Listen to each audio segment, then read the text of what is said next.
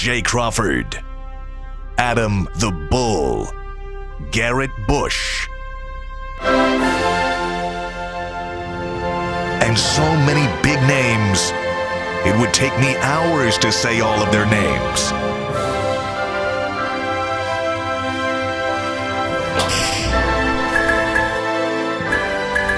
The ultimate Cleveland sports show.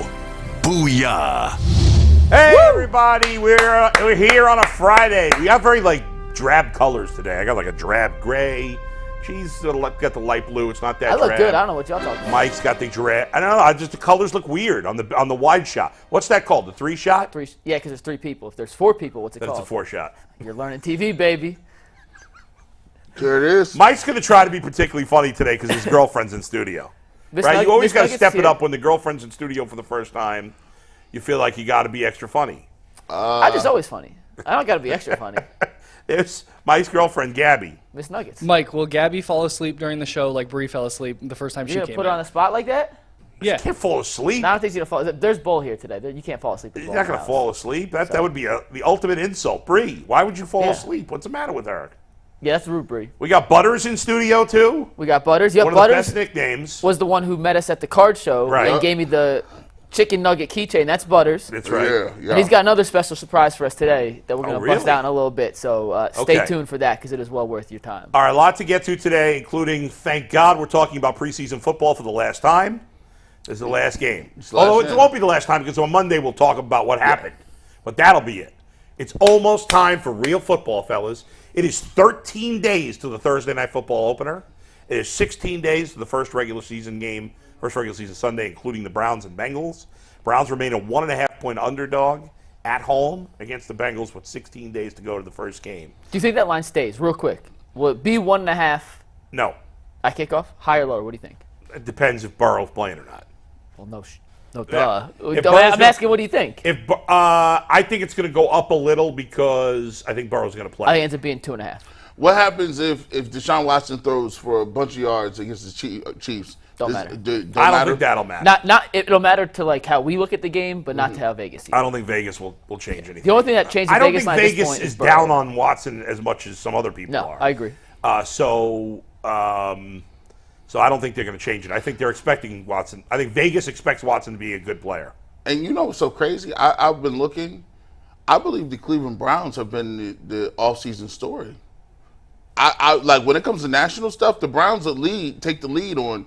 I see them on all the shows. Yeah, I thought Aaron Rodgers and the Jets would be. I still think it's the Jets are number one, but the Browns are up there. And the thing with the Browns is, and this is a good thing. And I saw Rich Eisen, who we've talked about a lot of times, his distaste personally. Rich is coming back around, Richie. He put out a video and said the biggest question heading into the 2023 NFL season.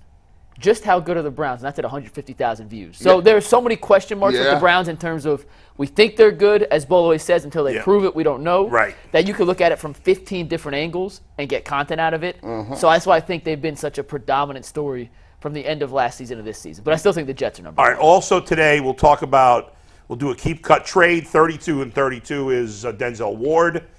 And what else? The Shohei Otani injury. We'll talk about that for a little bit. Your boy James Rapien. And James Rapien's going to be on with us, who does the LockedOn Bengals podcast. One of the best LockedOn podcasts out there. Does a great job covering the Bengals. He used to be the Guardians beat reporter for where we worked at. And then he do the Reds. Fan. He never did the Reds, but he's from Cincinnati originally, so I think he's a Reds fan. And one more thing that we didn't mention. We're going to do some predictions for the guys on the bubble.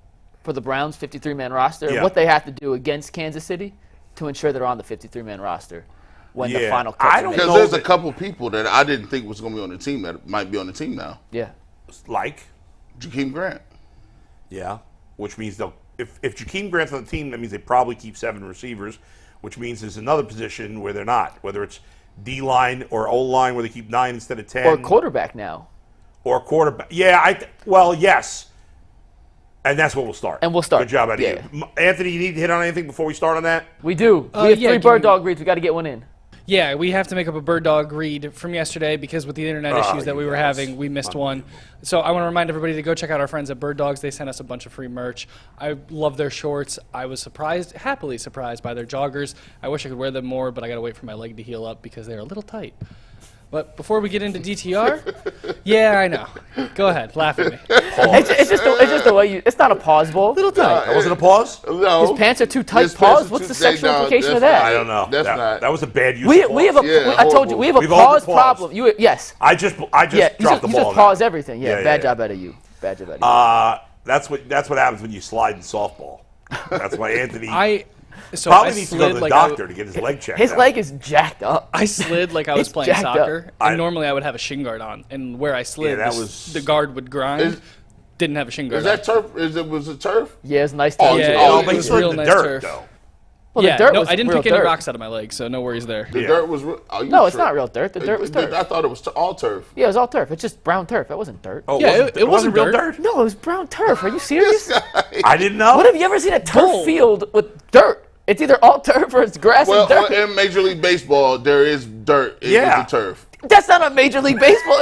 But you this is Talty Field in the Cleveland Metro Parks. That's true. I didn't even really think about that. This is two major mistakes by you in the first 6 minutes of the show. A fumble and an offside. Neither one is an important mistake, but they are mistakes nonetheless. All right, let's get into the quarterback situation. Mike referenced the fact that they may only keep 2 quarterbacks when we assumed all along they keep 3. And that's because if you've been living under a rock for the past 12 hours or 14 hours, you don't know, and now you do, that Joshua Dobbs has been traded to the Arizona Cardinals along with a 7th-round pick in next year's draft for a 5th-round pick. It's funny, the Browns obviously didn't plan on trading him because they had just announced that they were going to cut Kellen Mond, and then after this trade was announced, they announced that they were rescinding that was putting crazy. him on waivers, so Kellen Mond is back. But I don't think Kellen Mond's going to be on the 53-man roster. He's going to probably be on the practice squad, and they will call him up on game days so he can be to the 53, so he can be used as the emergency third quarterback with the 45 active players as the 46th guy. But Dobbs, we thought he'd be the backup. Many of us, myself included, kind of dismissed the possibility of DTR, Dorian Thompson-Robinson, being the backup quarterback to start the season. And we were wrong because obviously he impressed enough. Like, he impressed the fans. But I'm like, well, we don't have the whole picture. The Browns see more. They want to have a veteran quarterback as a backup. Well, no, they don't. Because and by the way, this is not only based on what we've seen in preseason games. They didn't just keep him because he's played well in preseason games. They keep him because of the whole picture. They see him in practice. They see him in the locker room. They see him on the board. They see his studying habits, and they're obviously convinced this is listen. Josh Dobbs is just a guy anyway. Yeah. But this is a pretty bold move, guys, to get rid of a quarterback with at least some experience who's been in the league a while for a 5th-round rookie. They must have a ton of faith in him. Well, let me ask you guys this first, and we'll go with whatever direction you want to go. Do we want to start with the real reason they traded Dobbs, or do we want to start with the DTR hype? It's all about DTR is the reason they traded him. I disagree. Why? I disagree. G, where do you want to start? Man, it's the talk of the town. It's DTR. Yeah, but what are you talking about? So here's how I see this whole thing playing out. Yesterday afternoon, Kevin Stefanski comes up during the show. We were on the air and says Josh Dobbs is QB2. Earlier that morning, they had waived Kellen Mond. Right. In my mind, and I don't believe anything coaches or general managers say at press conferences, I do believe that Kevin Stefanski was telling the truth yesterday at the time of his comments. I agree. Arizona looked at their quarterback situation and said, Colt McCoy's 37 years old. He is so washed. We cannot go into a game with him as their starting quarterback because the other 52 players on the roster know that we're officially punting, even though their entire season is a tank job to get Caleb Williams next year. Right. I understand that's the context. Yeah, but it's not like Josh Dobbs is a short thing to be any good. But Drew Petzig, who was here with Cleveland last year, was tight with Josh Dobbs. He's now in Arizona. They have that connection. I believe Arizona then called Andrew Berry in the afternoon and said, hey, we can't do this with Colt McCoy. We like Dobbs. We know he's going to not win us a bunch of games, but at least our team could feel like we're at least trying to compete this year. we'll give you a 5th-round pick in exchange for him It's in not a like 7th. a 5th-round pick is that much in He moved return. up, but it gets your initial investment back on DTR. So I don't think they went out like this trade happened because DTR played well in preseason. I don't think DTR played so good that they were like, Josh Dobbs, we're just going to cut him. Because at that point, they cut him. I think he surpassed Dobbs because the offer on the table was too good to pass up. And DTR played well enough in preseason for them to say, we'd like to have that 5th-round pick over a 7th-round pick, and we feel that Dobbs is not that much better than DTR. That's the real reason they traded him, not that it's a I don't think it's the reason because I agree with you that they didn't cut or move on from Dobbs because they were like, well, we don't need him. I think DTR played well enough in the end that they were comfortable with him as the backup. Agreed. Because it's not like, again, I don't think a 5th-round pick is that much. But you move up 60 spots in the draft. And once again, the reality is if we're talking about the backup quarterback in the regular season, our chances of the playoffs, the Browns' chances of the playoffs are done. Right. So this is an insurance policy. Yeah. But if they didn't believe in DTR, they wouldn't have made this trade. And that's my point. Yeah. DTR played well enough in the preseason to give Andrew Berry the confidence to go get another asset. But throughout the preseason up to this point of camp, to give Berry the confidence to do that. And before I pass it off to G, because I know you want to talk about your boy DTR, I mentioned a special gift that Butters brought for us, right? Yes. G, what are you most known for on this show? Kool-Aid. G. Bush, I now present you the official DTR Kool-Aid jug with I didn't notice the jar. Every flavor of Kool-Aid known to man. We have a whole other packet back there. Maybe the water actually won't taste like crap. Hold on. We have every flavor of Kool-Aid known to man. Shout out to Butters. That's a good Butters, job shout out to right you. too. Now let's get it going. First of all, there's not every flavor in here. You know why? What is this? Red. Oh, just colors, right? You got. What is this? Red. What does that one say? That's cherry limeade. Yep. The first was black cherry. What is this? Blue. Red. You think they're all going to taste the same? Tropical punch. What is this one? What is this one right here? I got something for you. What is this? Red. As you know, if you don't know, there's only 3 colors. There is orange, there is purple, and then there is red. Multiple reds. Yeah. He knows what to do. You look like you drank some Kool-Aid once upon a time. Yeah. Multiple cups of sugar. I don't know what that. We got some creature flying around in here. The creature wants my Kool-Aid. I don't want that creature. What is that thing? DTR. It's like the bad guy from Godzilla. Was it Mothra? Mothra, yeah. So I'm gonna hold these like I'm holding cars. Are you gonna drink one now? You'll die if you drink these. Like with no water. No, you can pour it into your water. Where's your sugar? Oh, I need sugar like this. And when I talk about DTR, when I talk about my Kool-Aid package, here's how we do it right here. Bow. G. Bush is feeling this guy, right? Of course.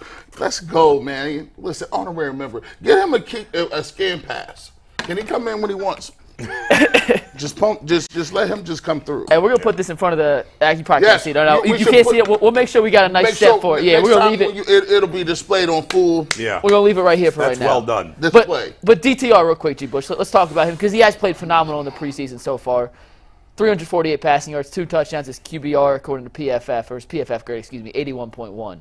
You've been calling for him as QB2 since the Hall of Fame game. So do you feel a little vindicated that the Browns have now officially made the move? Like, listen, you guys. You're comfortable with him playing if Watson gets hurt? Hey, listen, I'm just running down the list of things that I've been right on for about ever. Like, I said Joey Woods was trash. Like 2 days afterwards, he was out of here. I've been telling you that. Well, you know where I stood on Baker, right? We get that. And I'm even the one who said Odell Beckham Jr. would get another big contract. And Lord turned around, he got one. I said the Cavs was going to draft Imani Bates, and I told him what it was going to do. And Imani Bates is balling. And then I jumped on the DTR train, and they said, G. Bush, you right. You done talked it up so much. You right. Let's go reevaluate what we doing. We don't even need Dobbs. We know he's smart. Let's get some picks for him because we got DTR. He's the talk of the town. Every major league, they're like, man, this DTR guy. Even the great Aaron Rodgers at the Hall of Fame game. Hold on, let me put the headset on. Yeah, that kid, I know him. He was in high school. I used to see him DTR. Yeah, hey man, slide down DTR. Slide. Don't take that hit. Before we break this, I'm just gonna put this. It's phenomenal. Are you more excited about DTR or Ronnie Bates right now? We're gonna do that topic next week. I gotta say equally, because Imani Bates, even though he's so savvy, that what he does is he still put out content. He's like, don't forget I can shoot. Don't forget we just saw it yesterday. But DTR right now, all jokes aside, can play the game. He came in, he was able to move the offense. He plays kind of like Deshaun Watson. He came in and did his thing. And Andrew Berry, if Earl was able to see it, you got to give him credit because look what he brings in the Austin Watkins guy. He leads the league in receptions. When you talk about quarterbacks. Well, none of these guys have done anything in the regular season. You're right. Andrew Berry doesn't get credit until those guys play well in the regular season. But if we talk about as we speak right now, the number one quarterback people is talking about in the league is who? No. Say it. No. Say it. Talking about everybody. If you mention the Browns, they're like, well, DTR's playing better than Watson. Isn't it crazy? And this is maybe my big takeaway from all of this. Isn't it crazy? That Deshaun Watson's played 6 games in a Browns uniform. Yeah. And in my wildest dreams, and I told you about my dream the other day. Yeah. Where we had to roll you out of here. You were dreaming about me. I was dreaming about. Yeah. Can I just tell the dream real quick? No. Okay, whatever. Yeah, But would we have a backup quarterback who might be more popular than the starter? No, not true at all. You're out of your mind. But, by the way, wouldn't it be funny if after the Browns have had shit quarterbacks forever. They trade Watson and DTR's a stud? Wouldn't it be the funniest thing if Watson ended up being a disaster, DTR took over and became the next great quarterback in the NFL? That would be amazing. But I just saw no world where a backup quarterback in the Watson regime would be like Jim Sorgi. Would just be a guy. The fact that he has a cult following this early into Watson's tenure, and he's earned it. He has earned it. Yeah. To this point, yes, he has. He ain't done nothing wrong. Yeah, he's done nothing wrong to make you not love what you've seen from him so far. But to have a guy that's already a cult hero to a guy who's as popular in the city as Jim Bush. Once we get into the season. That's true. Hopefully he doesn't play a single snap this year. That's great. Like I actually do believe that. But the crazy thing about it is, it would be so ironic because the Browns haven't been able to get a quarterback in ever. And they've wasted capital after capital after capital. And I've always said it, and I'll stand on it till I'm done. To certain people always say that this preseason stuff don't count, you don't count, that don't count. Listen, I be telling people all the time, it's the way you think about it. Everything you do is an opportunity to show and prove what you can do. At one point in time, I can't say preseason don't count because I was doing YouTube videos in the ether, just doing YouTube videos. And somebody called me and was like, "Hey, you want to be on a show?" I was like, "You're lying. You're not gonna." But if I wouldn't have been doing those shows, if I wouldn't have been doing YouTube, where would I be today? Think about the show we did here, like the week before we were live. Yeah. And how much better we got from that first Monday to when we actually launched. And that first Monday we really launched was still a disaster in comparison to where we are now. Reps matter. And I understand. Should I give you reps? I love that. I'm talking, Bull. Let me get off my shot here. here. Should I give you the top 10 passing leaders in the preseason the last bunch of years? Well, Kyle Sloter like 4 times, and he just got cut from the XFL. Davis Webb, Sucks. Kyle Trask, Sucks. Jake Browning, Sucks. Brett Rippin. Great. Some guy, who's this guy? Skylar Thompson.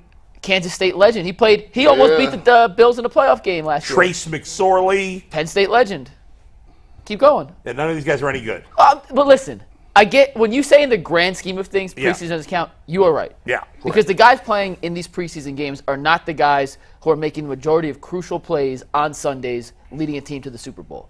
However, I do take it a little off-putting when you say the entire preseason doesn't count because you do need a 53-man roster, and depth matters in the NFL. Okay, and the guys at the back end of the roster, I'm sick of that response. That's where they get their reps. It's just like Harbaugh the other day saying, being angry that people were making fun of their winning streak. Nobody's saying it doesn't have value to the team. When people make fun of their winning streak, or if I say preseason, I'm saying using it using it to analyze a team is stupid. That's fair. Or from the outside. Fair. Or you said to you as a person who is an analyst or a person who watches games, it has no entertainment value to you. Minimal. Because I don't care. Because if I watch any game and I don't care who wins, then there's not that much entertainment value. Listen, I agree with people say that it's not entertaining to me. Like, just not. I don't want to see that. I want to see the guys that play in the start. But you can't take the statistics and make that seem like that translates to the regular season. I don't disagree with that at all. And that's not to say that DTR can't someday be a good player in the NFL. He might be. But at this point, we don't know. He's played very well. And the Browns obviously think highly of him, or they wouldn't have traded Josh Dobbs. And that's great. But we can't take preseason statistics and turn it into more than it is. And you look at any position, quarterback, receiver, running back, there's no stats for offensive line, but sacks, interceptions. Like Ronnie Hickman, they lead the league in interceptions in the preseason. 2 of those were absolute gifts, and then the one he made a phenomenal play on. Right. And I'm not taking anything away from him, but that's not necessarily translatable to actual games. So in that regard, I do agree with you. But I do think there is value to preseason football, even if it's not on the big picture. Sure. Yeah, but you're right. Like the guys that we're analyzing here, 99.5% of the time have minimal impact when it comes to actually winning and losing games in crunch time in the NFL. Right. Like that part I'll give you, but I do disagree that it matters more than you like to say it does. But it matters to the team, not to us. It shouldn't matter to us. I think it matters. It matters to me because I think if you see a guy who can play, right, and the only way you can get to a point where you are a guy that is a star or a guy that contributes is you have to make plays against the competition that you're up against, right? So if it has to be 3s or 4s or your grandmother, you got to make plays against your grandmother to get to play against the 4s, right? And then the 4s, when you get to the 4s, you better make some plays to get to the 3s. So we see what the progression is, but it's great because sometimes you come across some people that can help you out. And when you look at like a Watkins Jr. or you look at a DTR who's in a position to be a backup quarterback, you one snap away. Without them making plays against those other inferior competition, they would never be in a position to help your team move forward. I got a story and a question. I'll tell you a story real quick. And G, I know you can relate to this ball. I'm not sure if you can, but remember like pickup basketball? There was always that one dude in pickup who was nasty. In my high school, it was Jason Kukulon. Jason Kukulon, you never thought you'd get a shout out on the Ultimate Cleveland Sports Show, but there you go. Jason Kukulon would cook everybody in gym class. Right. And as soon as it was time to run a real play, he was lost in a soup. Dude did not know how to set a screen, could not figure out help defense, was literally implayable in an actual basketball game, but was maybe the best player in just random pickup. There's multiple guys. What do you mean in a random pickup versus? So, like if you just 5-on-5 in the park. As opposed to what? Like an actual game where you're running plays, actual defense. Like when you're messing around in the park. Coach? Actual organized basketball. An organized game versus just Why was he so useless? He's stupid? Well, it's 2 different games. It's 2 completely different things. But the guy who's the best shouldn't be useless in that. All depends on what your basketball IQ is. He's saying he's stupid. No, basketball. He was basketball stupid, yeah. Okay. Jason Kukulon's best. Jason, I hope you're doing well, man. I haven't talked to you in forever. I think he's dead now. for all you know. No, I saw him post on Instagram a couple months ago. So hopefully the last couple months. Stalking old friends, huh? It just pops up. Not a big poster, fair enough. Yeah. In football, I'm sure it's the same way. There are dudes who in camps look phenomenal when the lights are on. You actually got to play, kind of shrink. And in preseason games, at least for the guys who are trying to vie for a roster spot, you can see, hey, you may do stuff in practice, but when the game's actually going and there's referees calling real penalties and there's not situations where you're doing X, Y, or Z, you got to just go make a play. Can they make a play? And I think that is something you can take away from preseason action. And we've seen DTR when the lights have been brightest in the preseason, which in the grand scheme of things are 5% bright compared to a real NFL game. The dude just makes plays, and he's found ways to make plays. He's found ways to evade chaos, hit receivers in stride. He's been relatively accurate. I love the fact he's downfield making blocks. He wasn't really accurate against Philly. He was 13 to 25. 65%. That's a round league average. No, that's not 65%. 64.3%. No. 13 of 25 is just over 50%. Oh, his for the preseason is 64%. Oh, okay. My bad. Yeah. But it's 3 games. He's thrown more passes than anyone in preseason. Yeah. To me, he's just shown he's a baller. Like, it may not translate. You're right. It may not translate when he's playing the Ravens defense or the Steelers defense on Monday Night Football. But the dude looks like a player, and we don't see enough in practice to know what he does because that's behind closed doors. We just see what we see in preseason. He looks saying, like a real player. You got to keep in mind that there's been a lot of quarterbacks that have looked like players in the preseason that weren't. Yeah. Lots. But then again, like how many quarterbacks in the preseason come play in they played well in the preseason, get into games in the regular season. Usually they don't even have opportunity. Usually they play well and they sit behind somebody to be third or fourth string. So it's not like they're being groomed to take snaps. So but neither is he. Yeah, right. So if I look at DTR and I say, okay, well, I'm going to take something away from him because this is competition. But we also have to take in consideration that how would he look if you did give him 2 weeks of preparation, if you did tailor the game plan around him, and you did put him with guys like Nick Chubb and Amari Cooper and guys that can play. I hope we don't find out this year. Now, that's the one thing we agree on. Yeah. Because if he plays this year, significant time, that's a problem. Anything over 4 games. Oh, even that. I don't feel. I mean, anything over, at least in 4 games, you could say, can we squeeze out a 2-2 record? Can we just run the ball? If the defense is as good as we think it could be, then maybe. But anything over, if he has to play anything over 4 games, it's a different beast. Listen, you never know, right? As we talked about with Brock Purdy, nobody had even heard of the guy. Hey, real quick on Purdy, did not play well in the preseason last year. Did not play great in the preseason. Very mediocre. I'll look at his stats. Extremely mediocre. Yeah. No one went into last season in San Francisco saying, if Brock Purdy plays, we're going to be all right. That was break glass in case of emergency. Yeah. Mr. Irrelevant, and look what he did. So preseason, good or bad, never a true indication of how you perform on the lights. Let me ask you this, though, Boo, because you're of the school of thought thinking that, like, quarterbacks are the most important guys on the field, right? Right. And if your quarterback goes down, it's a wrap. Yeah. My question is to you, why isn't it like in baseball, like they have multiple relief pitchers, right? Right. And the bullpen is you need multiple guys coming out the pen that can get out. If the quarterback position is so tough to play and is so important, why don't people put a bigger emphasis on their backup quarterback? Why would you not draft like a backup quarterback? Or why wouldn't you say, we need to allocate a large sum of money or just to have the best? Because here's the thing. Because anybody that's good enough wants to be a starter. Right? I mean, there aren't that many. Like, how many good quarterbacks are there? Like, good enough guys that you feel like you can win a Super Bowl with? 12. And that might be pushing it. So, but even if you can't get a top 12 quarterback to be your backup, why isn't there a market for like guys like a Jameis Winston, Andy Dalton, let's see, who else is a bona fide guy? Colt McCoy. He was a guy like that. You know what the answer to that is? There's only so much money to go around. Yeah. And most teams, if you have a good quarterback, you're paying them 40, 50, 55 million, and then to pay a backup $6-7 million, which is what those guys command. Yeah.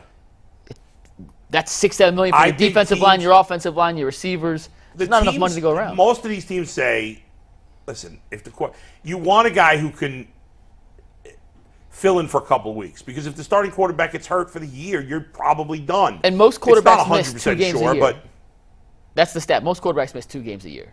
If you average out the games played, starting quarterbacks start the season to end. Yeah. Most quarterbacks miss a game or 2. Right, and a good team can survive that with a serviceable backup quarterback. But I don't know, maybe the Browns will be so good that Dorian Thompson-Robinson gets to play the final game of the year because the Browns have their spot locked up. Now hold on. Now that would be the only way I'd want to see him. Yeah. Now listen, I don't want this to happen.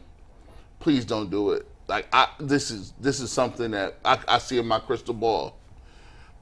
Don't give him a package. Don't give him a package. Don't start that. Don't do that to us. Don't give us a package. We saw Brissett come in on 4th down against the Texans last year. That's ridiculous. Do not take Deshaun Watson off the field under any circumstances. That would be a terrible decision. I got Purdy's preseason stats last year, just for context. He played all 3 games. Played pretty significant amount. Yeah. In 3 games, he threw for 346 yards, 1 touchdown, 1 interception, 59% completion percentage. Oh, he wasn't. Was very mediocre against the 3rd string guys he was going against. So Yeah. just for context, there you go. No packages. That would have started media. Yeah. Why you're a $230 million quarterback and they're taking you off the field? Yeah. What does that say? Oh Lord, don't. Let me ask you guys this, Tyvis. Before we get to our next topic here, and you got something you got to hand us on? I got to get a PCC read in, but you go go first, ahead. Bull. Go. You got the PCC read? I can do that. Go ahead. All right, you guys, we went out to the internet to ask, who are you more excited for, DTR or Amani Bates? And whenever we ask the internet a question, it's brought to you by PCC Airfoils. Looking for a job with career advancement and great benefits? PCC Airfoils is a leading manufacturer in Northeast Ohio, and all locations of PCC Airfoils in Eastlake, Menor, Wickliffe, and Minerva are hiring for all positions starting at $18 and up. Plus, get a full-time benefit package and paid time off, and the signing bonus. Apply online at precast.com to learn more. So, guys, just so you know, everybody's on the DTR train. 71% It's to football. 29%. It's football Prisoner of the season. moment. It's Everybody's football on the season. DTR train. Because if during summer league people were going bonkers, and obviously Amani Bates has a better path to playing time. I was just gonna ask, Yeah. who has a better path to playing? Like Amani Bates, DTR. Like if we don't even want him to have a package, like he's gonna be on ice the whole year. Right. Like Amani Bates could play some, yeah, he could. whereas if DTR plays, it's not good. Yeah.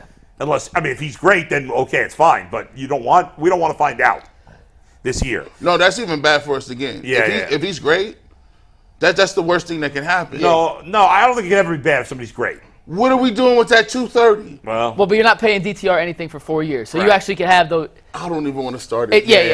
It goes Deshaun back. Watson becomes Trey Lance. No, I'm not doing that. Gee, it goes back to my devastatingly evil content idea that I. All right, I'm not gonna right. break. All right. And it's kind of I've already schemed it up. So somebody tweeted this out yesterday. Tyvis sent it to us in our chat group, and I wanted to bring this up, even though it wasn't on our rundown. But we'll get to our expectations in the preseason.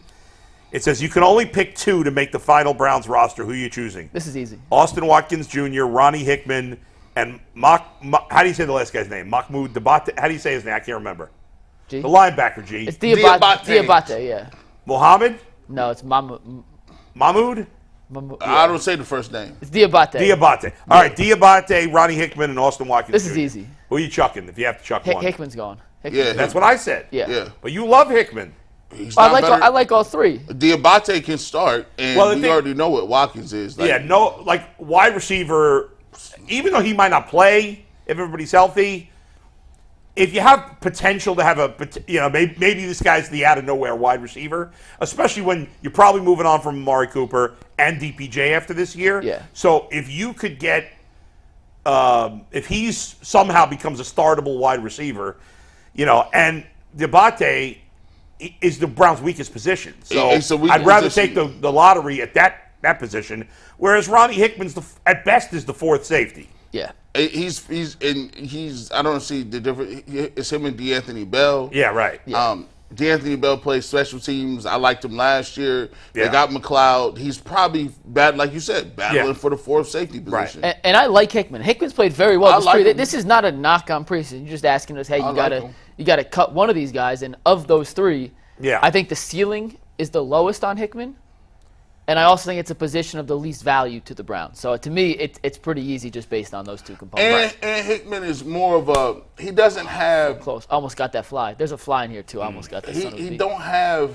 I wouldn't say he don't have the elite measurables. Like he's not extremely fast. He's not extremely big. He's a ball hawk, but he has a nose for the. He reminds me of a poor man's honey badger. Like Damn. Honey Badger was like a Heisman Trophy candidate in college. that's why I said poor man. Like I didn't say JV man. I mean, he's a homeless version. You're the homeless version. I like that. You're the homeless version of that. I like that. Is that a compliment or I'm an not insult? endorsing any of that. That's definitely an if insult. I'm the That's definitely an if I'm the insult. homeless I ain't endorsing version, nothing. homeless version of like Byron Leftwich, I'll take that. I'll take it. You don't look like Byron Leftwich with the beard. No, I don't. No, I don't, man. I just, it's incognito. I can't believe Johnny Manziel went with a nose and glasses and a fake mustache to casinos. In That the middle is of just the week. crazy. He just had a crazy. fake beard on. It is nuts. Leftwich? No, Johnny Manziel. Johnny Manziel. Oh yeah, that whole story. How I'm does sorry. that, like, it'll go down in history? That is the craziest thing. I watched a little bit of the Swamp Kings, the next Yeah. one, and I know we'll get Everybody's to saying it's Anthony's topic in a sec. Yeah. It's entertaining, but they skip all the stuff you want to see. Right. They don't mention Hernandez. They don't mention the I ain't Pouncey watching. twins. They don't mention Plus, any I of don't the like rest. Urban Meyer. If you so don't I like have no Urban Meyer, reason you to won't watch like it. Yeah. To me, it's entertaining because I loved college. College football was my thing back then. Yeah. And those Florida teams were so good, and there's so many guys. Ain't But you don't watch college no more? Speaking of which, I we have mean, I not did talked- more than we have A&M not than talked a anything. single. When's the last time we talked about college football on the show? last season, they do no numbers. Ohio State does literally zero numbers for us ever. Are you excited about the start of Ohio State season? They play Notre Dame, don't they? They don't have a quarterback. They haven't named the quarterback yet. They don't have a quarterback. I'm excited to watch Marvin Harrison Jr. play because he's that good. Yeah. He's that good. How could you not have a quarterback? They have 2 5-stars battling it out. So. But they're not. Look, if you got a certain demographic that you pick, like, Mm-hmm. here's the thing. That's like Alabama being like, you know what? We got Gene Smith on next week. I know. I was surprised to see that. Yeah. So. By the way, one quick note. I had my fantasy football keeper league rookie draft last night. So interesting. Hell, it's how many leagues? A lot of leagues. Oh my god! Did I make the right call? I had the 8th pick in the rookie draft. Bijan. 8th? He went one. Yeah, he went went 1. one. I'm sure. I took Zach Charbonnet from the Seahawks. It's Charbonneau Charbonneau? from UCLA. He was DTR's backfield mate. There you go. I liked him a little bit. So greatness rubbed off on him. What about where did Jackson Smith-Njigba go? He went either 5 or 6. Okay. But Zay Flowers. So I was deciding between Zach Charbonneau and Zay Flowers. I would have seen. And I didn't take Zay Flowers because I'm like, the Ravens never do anything in the passing game. They've got Mark Andrews, they got Odell, they got Rashad Bateman, and a rookie. I mean, like, what's he going to do? I think Zay's going to play a lot this. I actually think But Zay. they're not a big passing team. You don't know what this new Todd Monken offense. Come on. No, Lamar Jackson's I'm the with you. quarterback. They're not a big passing team. All right, and now we got to get to the next topic. You want to set it up? Zach Charbonneau. Yeah, Do a good so- job. Before the next topic, I just want to remind everybody that you can get memberships for UCSS for $4.99 a month. You get a coaches tier membership, and you get access to overtime. We're doing your viewer questions today. We promise. We're not going to change it last second. For $1.99, you get the starters tier, so you get access to all the emojis. And the more members we have, the more emojis we get. And Earl and I are still waiting on our emojis. So go buy a membership. You can gift memberships to your friends in the chat. It's a good time. This next topic, we're going to be talking about all of the fringe players looking to still make the roster and what we need to see from them Saturday to know that they'll make the team. I have statistical predictions for these guys. I don't think that, maybe I'm crazy, but I don't think anybody earns or loses jobs, or I think they rarely earn or lose jobs based on statistics in one preseason game. I really don't believe that. It's agree, just but- a small part of the entire puzzle as to why you're keeping or not keeping guys. And I think- unless it's an extreme where a guy's so good or makes such horrible mistakes. But I But just I think don't it could be the cherry on top, though, of an entire performance. The last preseason game, I guess. combined with all practice. What do But you think? For the ahead. sake of fun, G, Yeah. you want to run down these guys and let's make some statistical predictions of what these guys. Which ones? Here, I'll give you the list. Here we go. I got some extras that aren't on there too, by the way. All right, first of all, Watkins. Like, even if Watkins didn't do much today, he's done enough to make the team. Whether he definitely makes it or not, I don't know. But Yeah, it's like in American Idol. You could be even with somebody the whole season. You could sing great songs the first season. The first few challenges, you could be great. yeah. But if you picked a bad song and you in the finals, you going home. So you think he could lose his job still? Well, no, he's done enough where he's like other guys. He's in the finals, like Yeah. he's made the finals, right? He made it here. Right. The other guys, they like Schwartz would have to overkill it. He'd have to sing a Whitney Houston song and slay it as a man. Do you want to start with Schwartz? All right, let me do it this way. Let's do it this way. I'm going to give you the player. I'll give you the tell stats. me he's in, he's out, or still on the bubble. Okay. All right. And I'm gonna give All you the stats. 'Cause I did the research. I right. got some numbers here. Let's start with Watkins. In, out, or still on the bubble? Yeah. I think he's still in the bubble. I think he ends up making it because they keep 2 quarterbacks, and he's the 7th receiver they keep. And to ensure a position, I think he goes for 5, 71 yards and a touchdown. So that would mean who making it over him? I think Bell's a lock, dude. I think Grant makes it. If they only keep 6 receivers and they keep Bell and Grant, then that's it. He's think- better than Bell. I'm going off what I Well, see. they might not think that. Or they might keep him because they're drafted. Bell's getting reps with the first teams in practice. He's getting first team reps in practice. All I know is Bell got cut in my fantasy league last night. I mean, I don't listen. You're not asking me what I think. If I was general manager of the Browns, he's medium sized. He's not tall. He's not fast. Yeah. He's not quick, and he's a receiver. I just described an offensive lineman. G, you're looking at the wrong person because I'm with you, but I'm also reading the tea leaves of what's going on in practice, and I think that has more value than what we see. I didn't even hear Mary Kay. Nobody was at practice that said David Bell's tearing it up in practice. No. But he's getting first team reps though. That's got to be something. That's even disappointing. You get first team reps and you still suck. I'm saying Watkins is still on the bubble as well, although I'm leaning towards him making it. All right, let's do David Bell. In, out, on the bubble. Deuces. See, I think he's a lock. I think he's a lock. I think he's a lock. Anthony Schwartz, in, out, on the bubble. Deuces. I think he's out. I think he's out, but for the sake of this thing, here's what I think he has to do on Saturday to lock a spot on the roster. G. Bush, you ready? Yes. You got the knees shaking. You got the Kool-Aid. Yes. 27 catches, 483 yards, and 16 touchdowns. And if he does that against Kansas City, they cannot cut Anthony Schwartz. If he does anything less than that, he's gone. If he has 6 touchdowns, he's out. Done. He's finished. Gone. Okay. He needs at least 16. Anthony Schwartz scared me more than he can cost you a game more than the kicker can. Well, that means he has to play first. Yeah. Jakeem Grant, in, out, on the bubble. So you go first. You go first. I think they're going. I heard Kevin Stefanski. They sound like they was just trying to save him. Like they were saving him because they didn't want him to get injured, and they think that he's just their guy back there. So I think he's the special teams dude, and I think Demetri Felton gets cut now. I agree with G. I think Grant is on the bubble, will end up making the team. I don't think he's a lock yet. I do think he makes the team. I think what Stefanski said and the way you read into that's exactly how I read into that. We didn't hear anything for Grant for the first 3.5 weeks of training camp. Yeah. I think that was intentional. I don't think he was hurt. I think they were just like he was Myles Garrett. He was hurt last year. He was hurt last year, coming back and saving him till they absolutely need him. I still don't believe that he's definitely on the team. I'm saying on the bubble. I don't believe anything coaches say, or I don't believe almost anything. Well, he didn't say they were. He said he's going to get a chance to play this week. Yeah, that was the way I read into it. But if he's one of the starters. Yeah, he wanted the starters, and I said, "Dang, okay." I don't know if he returns one kick, punt, kick, however, missed field goal. If he has one decent return, I think he's a lock. I mean, they paid him some guaranteed money. And if they think real quick, if they think Grant's a better punt returner than DPJ, he is. Which I think the track record shows he is. Yeah, he's on the team. He's on the team. Right. Probably. Plain and simple, he's on the team. Demetri Felton, you think he's out, huh? He's done. I do too. Well, who's your 3 running backs right now? The third guy's not here yet. That dude. Who's your second running back right now? Ford. Is Ford ready to go week 1? He should be. I mean, I'm okay without him.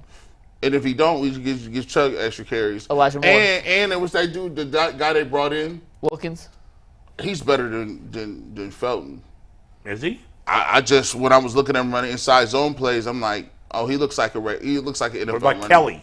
Gone. Yeah, he's. I think the third running back on opening night is not currently on this roster. I don't think any of the running backs are on the roster right now because I don't know that. Now, what Ford will be on the 53, but I don't think he's playing opening day because it doesn't sound like he's going to be ready. I haven't heard anything to say contrary to that.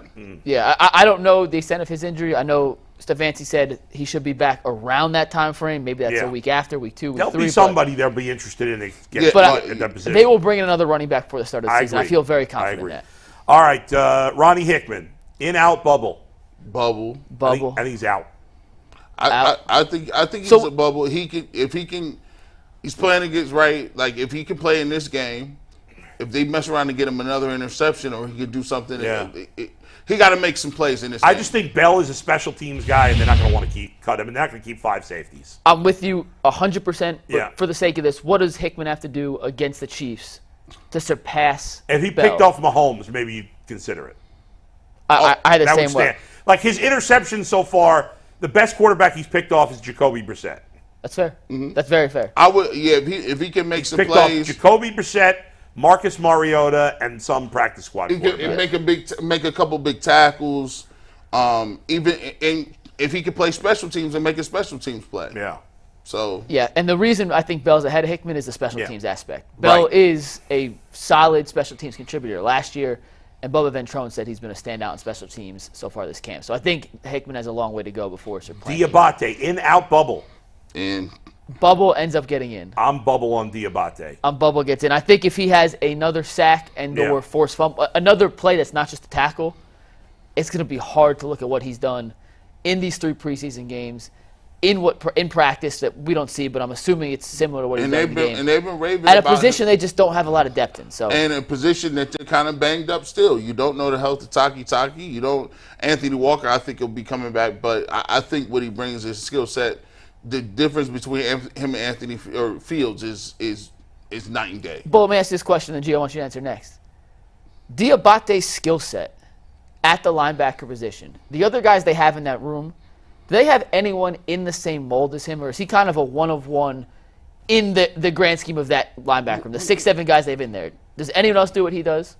JOK, like they're both extremely fast. They're both extremely athletic. Like they can read and react. Like they run around. I think that's why they're intrigued by it because, to be honest with you, the Browns in the AFC, not only do you have to, have a quarterback, but you have to also have guys that can run down running quarterbacks. You look, Aaron Rodgers can run. Herbert is mobile.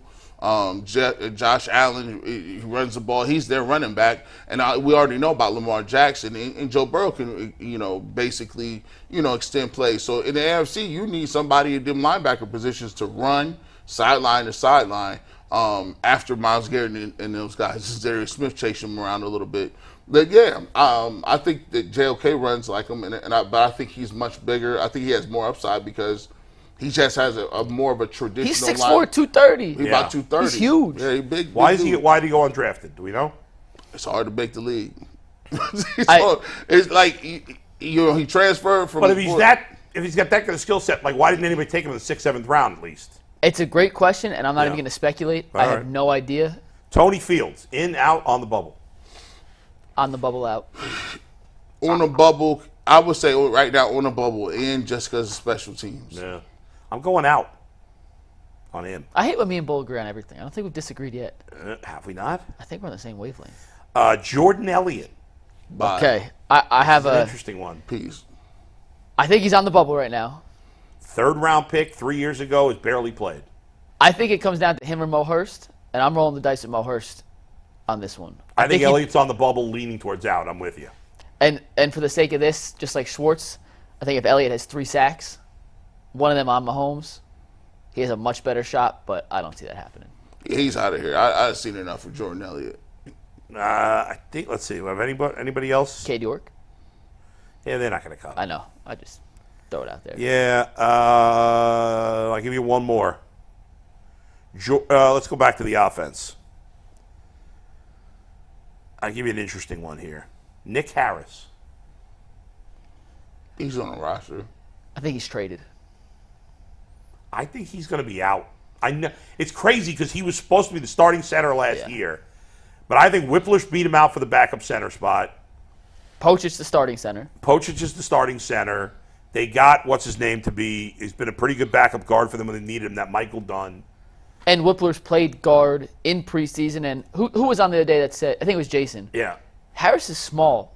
Right. If he's big guy, I but think in the they grand now scheme see of things. Whippler as their starting center of the future. I agree. I think they have Whippler and DeJuan Jones as their starting center and right tackle a couple of years from now. If they could That's how trade they see it. Nick Harris, what do you think you get back for Harris? A 6th round pick? 5th, 6th round pick? Something like that. Would you do it? Listen, I'm gonna be honest. I like Nick Harris better than I like James Hudson.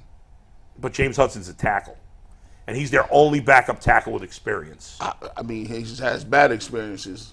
That's true. Not unfair. I would keep DeJuan Jones and make him my swing tackle. Nick Harris can play guard, or Nick Harris you possibly can get something for him. I mean, how many people have a center? The Browns got 3 good centers. If a team called right now, let's use Indianapolis for example, because their offensive line's weak, and said, "Hey, AB, we'll give you a 6th round pick for Nick Harris." Would you do it? I would do it, but I don't think the Colts. I think it's more a team that. Colts are not really trying to win this year, especially if they trade Jonathan Taylor. But trying to keep Anthony Richardson upright. That's certainly fair. important. Fair. But any team, I use the Yeah, Colts. I would do it. For yes. a 6, I'd do it. I think I would too. I'd rather try to trade him for maybe another player at another position. I would too. Who do you think, and this is putting you on the spot, and I'm probably not going to think of one, position for position, skill for skill, cheap money for cheap money. Yeah. You know, the Browns have a lot of cap space Maybe now. a running back that's interesting. Yeah, I would say Bring probably. back Dearness Johnson. I wouldn't mind bringing back You Dearness know what? Johnson. That's not a terrible move. I wouldn't. I Dearness like is that. way down the Colts depth. The Jaguars. Jags. He's their third or fourth running back right now. Yeah, he might get cut. Yeah, because they got Etienne, the kid they drafted. They love They like him, Tank Bigsby. from Auburn, yeah. Yeah, I drafted him last night too. If they cut, they might just cut him, and the Browns could pick him back up. Yeah, I don't know. I don't know that you need to trade for Dearness. But I was just throwing out yeah. a player like that could be I'll give you one other guy, Harrison Bryant. All right, so we know Stefanski has a tight end fetish, so Yeah. he's definitely a lock. But I don't know that is he a lock? Are they keeping another? They're only going to keep 2 tight ends. They've got and Kevin Stefanski's They've got offense only 6 keeping tight 2. ends here. 3 of them are undrafted free agents the last 2 years. So I assume they're keeping 3. Are any of the other 3 surpassing Harrison I Bryant? think he get cut. I'm just Yeah, be I honest. think he's on the bubble, but I'm leaning towards keep. I don't see how they cut him. And Akins is such and I like Akins. The dude's been hurt so often in his career. Akins and Joku and what else? So what other they got? Akins. Right.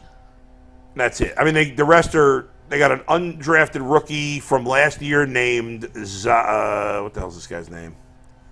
Zaire Basketball player. Mitchell-Padden. He was the basketball And player. then 2 undrafted free agents this year, Thomas Greene and Miller Forrestal. Now, Miller Forrestal was at Alabama. He And made a couple of big plays against Right, he's Washington. played decently. I still think they keep Bryant. All right. Well, there you go. Those are the question marks, right? Yeah. Now, the good news is we're not really talking about – I mean, gee, you and I have covered this team a long time, and usually this time of the year, we're still debating like 8 starting spots. Oh yeah, guys. For many years. And including like who's playing left guard? Who's the second Is corner? there any starting spot that's up for grabs right now? The second defensive tackle spot could be, because Shelby Harris hasn't been here long. I don't know that he's definitely starting week 1. I could see them not do that. I could see them. If everybody's healthy, I think the only thing that's up for grabs to me that has any significance is the second starting defensive tackle spot and the number 2 running back if Ford's not ready to go. That's it. That's think a good pretty problem to much have. it. Or that's a good set That's of it. question marks to have. You know, who's the second starting? Yeah, I mean, I don't see anything else. No. Second at linebacker. least you usually have your nickel, like a nickel linebacker or a nickel corner that you don't know too much about. Right, no. Or it's a tight end battle because you don't really use tight ends. Like it's just basically the roster is set. Yeah, I mean, the key guys, obviously we're talking about back end of the roster spots, but all those guys we talked about are the third tight end, the fourth safety, the 5th or 6th, 7th receivers. Right, like those guys, they're not playing much anyway, even if, and some of those guys won't even be active the first week. But I think who's the second starting D tackle, although they're going to rotate, obviously, and who's the backup running back if Ford, because Nick Chubb is not getting every carry. Yeah. Who's getting those 5-8 carries if Jerome Ford can't go? Right now, I don't think we have the answer to that. I don't think he's on the roster right now. Real quick, before we move on, we talked about the preseason game. I know we got a few minutes real quick, so I just want to say one thing. They play the Chiefs tomorrow, 1 p.m. kickoff. Yeah. Mahomes is playing. Watson's playing. I know we did a lot of the Watson stuff yesterday. Yeah. I want to throw one thing at you and we'll move on. But we talked about things we're looking forward to from Watson and what we want to see from Deshaun and the back and forth with Patrick Mahomes. What is your dream scenario for the first 2 drives of the game? And I'll tell you mine, then if you guys differentiate, by all means. I want Kansas City to win the toss, receive, and march right down the field and score a touchdown. And I want to see how Deshaun Watson comes back out immediately after taking he didn't take the hit, but the team takes a hit, and try to match Mahomes drive for drive right from the get-go. No ramp-up, no warm-up. Jump into the deep end immediately and try to respond to the best offensive football. A lot of Browns coverage over the last week, the reporters have bent over backwards and to the point of embarrassing themselves by saying, well, that Deshaun Watson drive was great, even though they didn't score a touchdown. It can't be a great drive if you don't score a touchdown, okay? That drive was forgettable. Yeah, they didn't score a touchdown. I know it's the preseason, and but whatever. If you want me to take it seriously, then score a freaking touchdown. He was 3 for 3 and for 12 I thought yards the play with 20 calling in the rushing yards. I know Nick Chubb wasn't there, fine. But the play calling in the red zone, I didn't like. Me either. So I want to see them have for 2 great drives where they score. Even though Nick Chubb probably, do we know for sure he's not playing? I assume he's not playing. But all the other starters. I don't think he said, but I would be shocked if he played. Let me get, boy. I'm going to say this. We ain't talked about this all preseason. The tainted water? Yes, we have. Yes, we have talked about that tainted water. Yeah. We have not talked about Kevin Stefanski and the play calling. We haven't seen enough of it yet. I feel like that's why. So that's where I'm going to get to. If you play in the Kansas City Chiefs, I don't believe in this. Like, I don't believe in this showing all your stuff. Like, what you talk about? Oh, we didn't want to show anybody anything. What are you talking about? That's like saying somebody who got outfits. If you got gear and you got multiple jeans, multiple shirts, Jordans, your closet is crazy. There's no such thing as wasting an outfit. That's why Mariah Carey runs and walks around in high heels, uncomfortable. You ever notice on shows they be uncomfortable sitting around having dinner, eating dinner, and the wife is at the other end of the table and the husband over here, and they're eating a steak and they got gowns and he got a suit on. You're like, in what world? That's ridiculous. In what world do people walk around in uncomfortable clothing like that? Rich people that got gear. If you got plays for days, if I got plays, you think Andy Reid is trying to save anything? There's no such a thing as saving. That's like if you said, hey, save this best episode of UCSS. No, we're going to come do a show tomorrow, and it's going to be just as good as the last one. No one cares about saving anything. So what I want to see him do, come out here and run some stuff, get some people open, score some touchdowns, and don't worry about somebody checking and stealing. Like, that's ridiculous. That's dumb. Yeah. Like, give me some stuff. Give me some plays. Let me see. Just like that play on the goal line. That was stupid. Why would you not run something on that goal line play and get a touchdown? You run Kelly to the side. Get out of here. It's terrible. Kelly's been terrible in short yard situations this preseason. Like, that's why he's not going to be on the team. And stuffed twice in the goal line, and then on the 3rd and short against the Eagles, he fumbles. Like, he could not have been worse. Anthony, you got some super chats for us? Yeah, I got 2 real quick. So, G, in relation to Ohio State, Halim Youssef said, not having one quarterback separate themselves in a competition doesn't mean they don't have a quarterback. Truth is they have 3 that can start on any team outside of maybe 3 in the whole country. That's not Tell true. him how wrong he is. It's not true. The 3 guys is not starting on the. I'll give you 4. I'll give you 5 teams that are not starting over. He's not starting for any. Matter of fact, he's not starting over the kid in Michigan. That's 1. Yeah. He's not starting in Georgia. He's not starting in Clemson. He is not starting in Alabama. And Bama quarterback sucks this year. Do any of the other teams matter? If he could start there, no, they don't, because only 4 teams make the playoffs. He's not starting in Or USC. are they gone up to? Are they going up to the 12? When does that happen? Next year. He's not starting at Texas. Not starting at A&M. Not like, what are you talking about? And the guy said, "Oh, well, the fact that one guy hasn't stood out means they're all good." No, nobody stood out. I mean, I'm not paying. You're paying attention. Did he watch the spring? Did he watch the spring game? Yeah, it was ugly. It was the worst spring game I ever. And then, of course, the talking point is, well, Justin Fields was better in 8th grade than every one of the quarterbacks they got right now. Let's just be clear. One of the quarterbacks wears number 33. I can't get sold on the court. I understand it. There's some reason behind it, and I forget the story off the top of my head, but Devin Brown, he's from Utah. You're saying it's inappropriate. It's an ugly quarterback number. That's what I'm saying. It was great in basketball, Larry Bird, but as a quarterback under center, I mean, it ain't a football number. 33 ain't a football number. They had C.J. Stroud. The quarterbacks that they got are not better than C.J. Stroud. And last year you lost to Georgia. Right. If you're worried about, so that guy's lost. If you're worried about Buckeyes too, next Friday we have our friend Jay Stevens from LockedOn Buckeyes coming on. So we'll cover the team then a little bit. And then I got one here from Chris B. Hear me out, guys. Package with both DTR and Watson on the field. DTR's out wide. More in the backfield. Would y'all be down? No. Uninterested. Hey, we don't listen. We've already seen it. I've seen this episode one too many times. I do not want to start that. The last thing I need is DTR throwing any sort of touchdown passes in crunch time, getting any more clout to start a decision-making process. Let me ask you a question. No. Let me ask you a question, guys. Does Patrick Mahomes ever come off the field on offense? Never. Does Joe Burrow ever come off the field on offense? Nope. Never. Does Josh Allen ever come off the field on offense? Never. Nope. Does Justin Herbert ever come off the field on offense? Never. Does Lamar Jackson ever come off the field on offense? When he's hurt. Come on, you know never. Yeah. Never. Aaron Rodgers, does he come off? Never. Stop. The coach will come off before Good him. quarterbacks don't come off the field. Ever. Well, to the super chatters, Yeah. he said DTR on the field with Watson, No. which is just as silly. Not interested. All right, and what's next? All right, so real quick before we move on, guys, I want to remind everybody about our good friends over at Bird Dogs. They have some amazing products, some amazing shorts, and some amazing joggers. I wore the shorts out to Blossom for my birthday to go party with Nickelback. They were comfortable the whole time, running and stumbling around the lawn. It was a great time. Go check out Bird Dogs. We love them. And now, 32 and 32, Denzel Ward, he's number 9 on our list today. Why did white people turn on Nickelback, man? Why did y'all turn? I haven't turned on him. You guys I'm not white. You call him lame.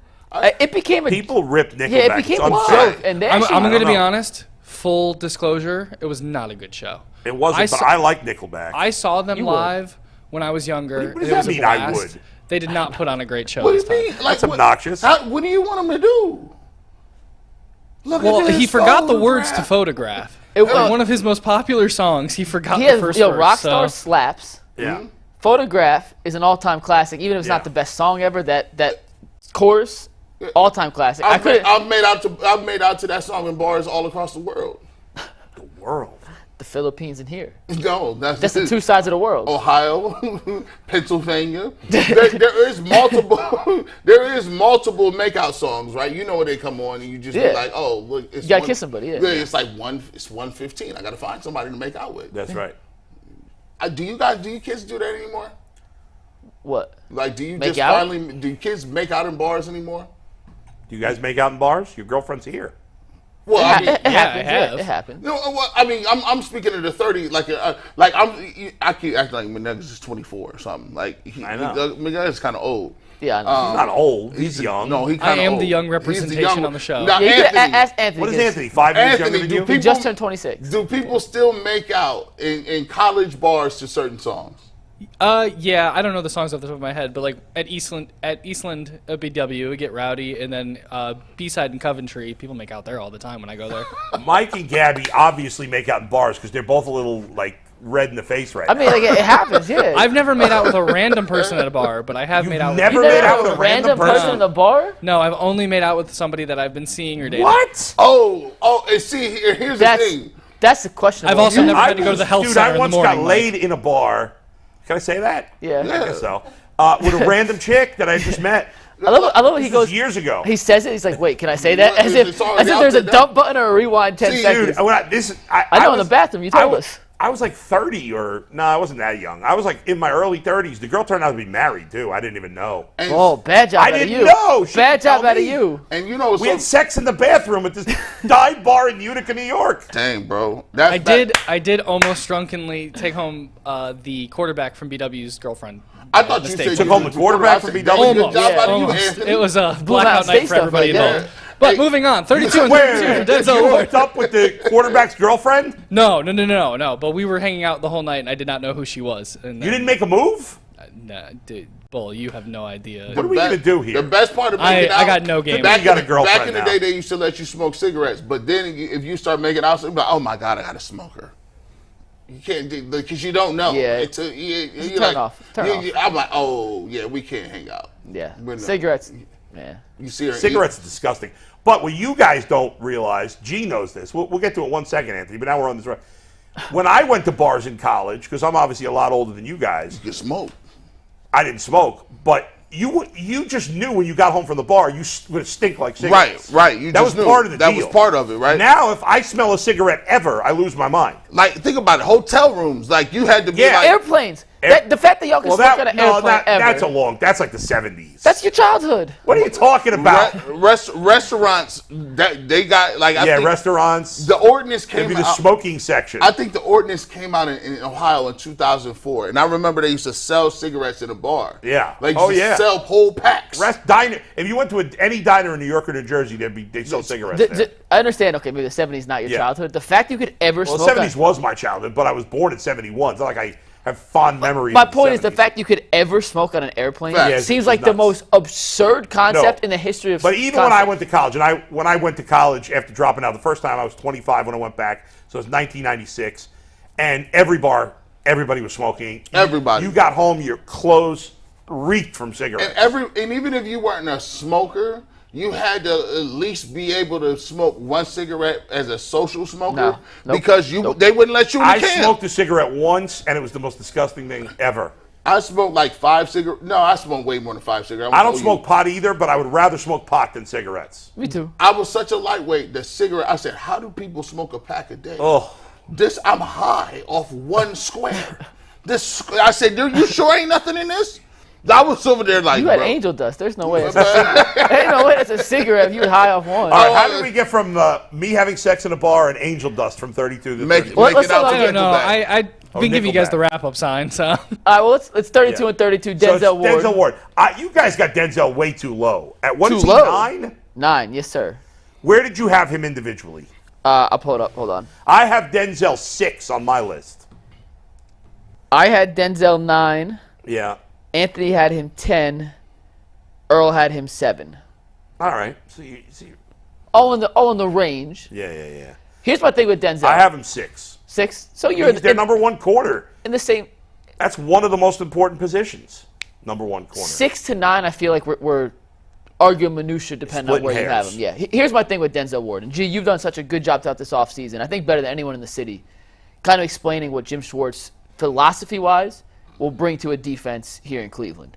And the one thing you've harped time and time again, and the one thing that I found in my research and watching the Eagles, the Titans, all the teams he's coached, is pressure with 4 and quick pressure.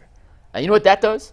It puts pressure on your DBs to lock guys up quickly because the ball's coming out in 2.5 seconds or less. Yep.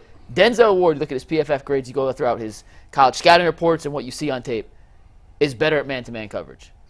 He's not the biggest corner in the world. He's not Martin Emerson, but he's lightning quick. His lateral ability, in my opinion, and I'm not a cornerback expert, is about as good as anyone in the league, and he's got pretty good hands. I think there's going to be a lot of chances this year for Denzel Ward to be matched up on guys, press coverage, jamming dudes in the slot, having slants come his way, and take it back the other way for 6. Like, if they're getting pressure as quick as I think they can with Za'Darius, Miles, Ogbo, all the guys on that defensive line, the ball's going to be coming out quick to the outside, and I think Denzel Ward has a chance to eat this year. And that's why I think, in hindsight, he is probably a slot or two too low for me. Yeah. But I said top 2-3 cornerback yesterday with Denzel Ward. You're right. That probably was an exaggeration. But he has a talent to be in that top 5-ish conversation, and this system's going to let him flourish with what he does best, as opposed to how Joe Woods did it. You're talking about he's got great talent, and he plays the 3rd or 4th most important position on the field. So, to me, he's got to be higher. That's why I had him. I mean, you guys obviously have Stefanski and Jim Schwartz really high. We do, yes. I had them a little lower than you guys do. I think the star players are worth more than the coaches.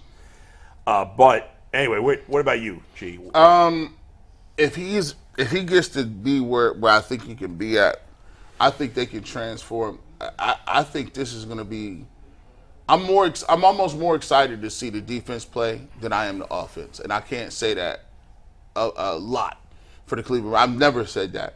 Looking back, the way the Cleveland Browns played, just the way that they've constituted their defense, I've just never liked it. I didn't like it under Pettin. I didn't like Greg Williams.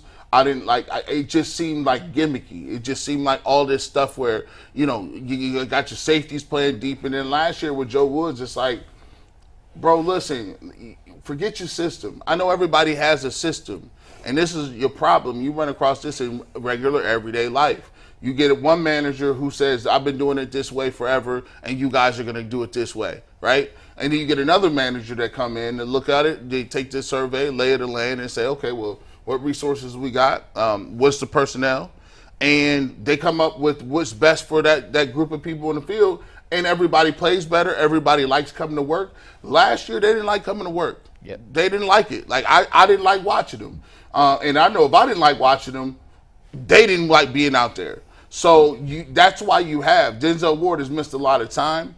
People will play through aches, pains, bumps, and bruises if 1, they enjoy what they're doing. Fact. 2, they believe that they're playing to their strengths, and 3, they're winning football games. And so Denzel Ward has not been put in those positions, and they haven't won. So I can see why his hamstring hurts some days, or I can't push past this. But he has an opportunity to put the Browns on a different level, because just as good as they are up front, they got pieces in the back end that I think can really be like one of the best secondaries too. And if you can marry both the front and the back end, you got a chance in this league to be a top defense. Denzel has been paid like an elite corner. He has mostly played his career like a very good corner. Last year he was mediocre. He's got to play like an elite corner this year. Well, that's the expectation. We need to have high expectations. Sometimes people get mad when I'm like, this is not good enough. No, as a fan, you should have the highest expectations for your players who are capable of it. Yes. I'm not expecting Donovan Peoples-Jones to have 1,500 yards because he's not capable of that type of production. But when I talk about my stars, whether it's Myles Garrett, Nick Chubb, Denzel Ward, Deshaun Watson, Joel Bitonio, I expect those guys to play at the elite level because they're capable of. Now, some of those guys have done it, but those guys are all capable of playing like superstars. And of those 5 guys, Ward's played at that level the least. And so he needs to do it this year, I think. And with Denzel Ward in this offense, and G, you play defense at a high level, you know this. There's a chance that they generate pressure at an elite rate in the terms of in the grand teams of the NFL with just the front 4 guys. And if Ward is the cornerback we think he can be, that shuts down half the field. And when you're an offensive coordinator trying to stop that kind of pressure, have quick throws, and you're really working with half a field, you become very predictable. And what's the easiest thing to stop in the NFL? A predictable offense. And that's how I think the Browns reach whatever the peak is for this defense, whether it's top 2, 3, 10, whatever it is. That is the form of them reaching their peak potential, is Denzel Ward being absolutely locked down on one half of the field, generating pressure with 4, and letting Newsome and Emerson and the guys on the other side just don't let anything crazy happen. The key to that will be how good Zadarius Smith still is and how good Ogbo is. Fair. That's what we don't know because Zadarius Smith is old. Totally fair. And we don't know. He wasn't as good the second half of the year. Now, I still think he's got left in the tank. Obviously, you guys do. We got to see that, though. If he and Ogbo, if Zadarius is still he's not an elite pass rusher, but if he's still a very good pass rusher, and Ogbo takes the next step from where he was last year, then yes, the Browns should be very dominant up front. If they don't, they'll be still better than last year, but maybe not as dominant as we think. Or if only one of those things happens, you know what I mean? Like say Zadarius is still really good, but Ogbo maybe isn't the player we thought he might be. Well, or vice versa. Right. So that there's, I love stealing this from G all the time. There's levels to this. So if Zadarius is still great and Ogbo takes another step, this front 4 could be super. And Shelby Harris still pretty good. Tomlinson doesn't hit a cliff. And all these guys who are capable of Mo it. Hurst is healthy. Right. If that happens, they could be as good as any defensive line in the league. But at least we know now that the floor is a lot higher than it was. The floor to me is decent, solid. There's no excuse. We talk about no excuses for Watson Stefanski. Yeah. If this defensive front isn't just average, like you said, baseline average, that should be the worst case scenario. Then something's going catastrophically wrong. Right, and I don't see that happening. But I think the worst case scenario is they're average, and if they're average, that's going to be good enough. You want it to be better, but if Deshaun Watson is Deshaun Watson and you have an average play from their defensive line, it's still good enough. Yeah. Even though we don't all like it to be better. All right, Anthony, we're going to have James Rapien, Bengals beat reporter at 12:30, but now it's time to play one of our favorite games. We got 15 minutes before James, but real quick before we get into Keep Cut Trade, I want to remind everybody that Mike Earl and I do a podcast now called Behind the Glass. It's the perfect podcast if you want very well-informed opinions from Mike and Earl and me sitting there talking about whatever. It's a fun time. We love doing it. Go and support it. I have a blast talking with those two guys all the time. So now we're going to do Keep Cut Trade, guys. So let me explain the rules for those who may not have seen this. We've done this a couple times before. Anthony will give us 3 players. I don't know what this could be players things. I have no idea what this is. I have 5 player scenarios and then 5 just general scenarios. Why am I not hearing Anthony at all? I'm hearing him loud and clear. This boy's going crazy. I'm messing with yours. Sorry, G. Is that a good level for you now?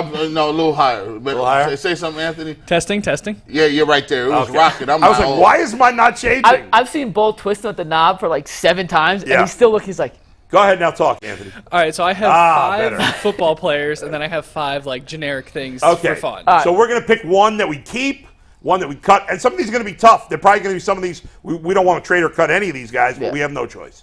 So Anthony, start us off. Here we go. Yeah. So first one: Devontae Adams, Tyreek Hill, or Jamar Chase. Well, that's a good one. That's an easy one.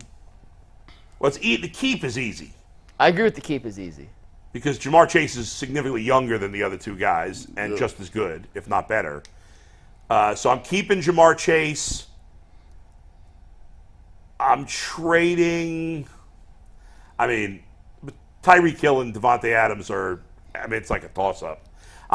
Who can I get more for in a trade? Well, they both got traded. So They both you got actually traded. know exactly what their value Who'd they get more for? Who got more? The Raiders got more for Yeah, Adams I'm than- trading Adams and cutting Hill. Anthony, is this for this year or is this like moving forward in general?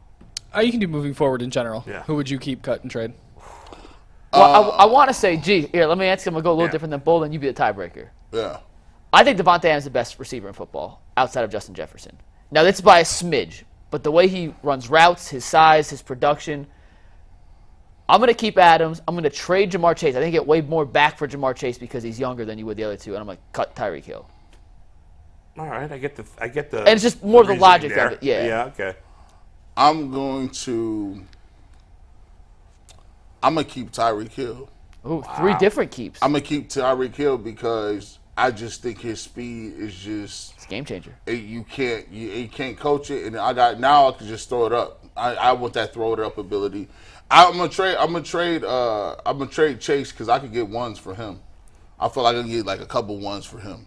I want a 1 and a 2 from Jamar Chase, and I'm gonna You definitely get a 1 and 2 because Tyreek Hill and Adams got a 1 and a 2. Yeah.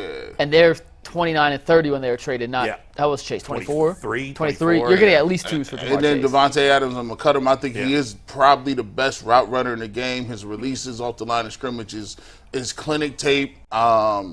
But he's a little older and he does not have the speed as the other two guys. Like you can let him get 8 catches for 105, and he's not gonna kill you touchdown rise, right? All I'm saying with Devontae Adams is we talk about, well, they only played with Deshaun Watson for 6 games last year. Cooper had 1,200 yards with Jacoby Brissett. My dude played with Derek Carr How many and yards Jared he had? Stidham. He had like He had like 1,400 yards and 14 Derek touchdowns Carr's a last year. decent quarterback. and he had He only 100 played 10 games with Jared Stidham in the last 6 games. Yeah. He had Right. 100 some His catches his too, stats, right? hold on, his stats were absurd. Anthony, well, you get the Ridiculous. next one. I'll pull up his stats, but Devontae Adams' stats were absurd last year. Yeah, and he led the league in touchdowns, I think. He did. Yeah, we're ready for the next one, guys. Y'all ready? Yeah. This is, once again, with Derek Carr, who's decent. Yeah. He's not great. And then Jared Stidham. 100 receptions, 1,500 yards, 14 touchdowns. They were playing from behind a lot. Hard to argue. You know, but yeah, but but he's great. all three Obviously all great. 3 good. Go ahead. And what's next? Yeah, so the next one, I think this is the personal hardest one for me. Netflix, Hulu, Disney Plus. This is easy for me, yeah. Ah. Netflix, Disney Plus is dead so fast. Like, D stands for dead in Disney Plus. Yeah, but that's because you don't watch Marvel and you don't watch. Yeah, it's got all the Star Star Wars. Wars that's stuff. cut so fast. That's a hard keep. It's a hard keep for you. I would Yeah, it's keep got everything for Star Wars.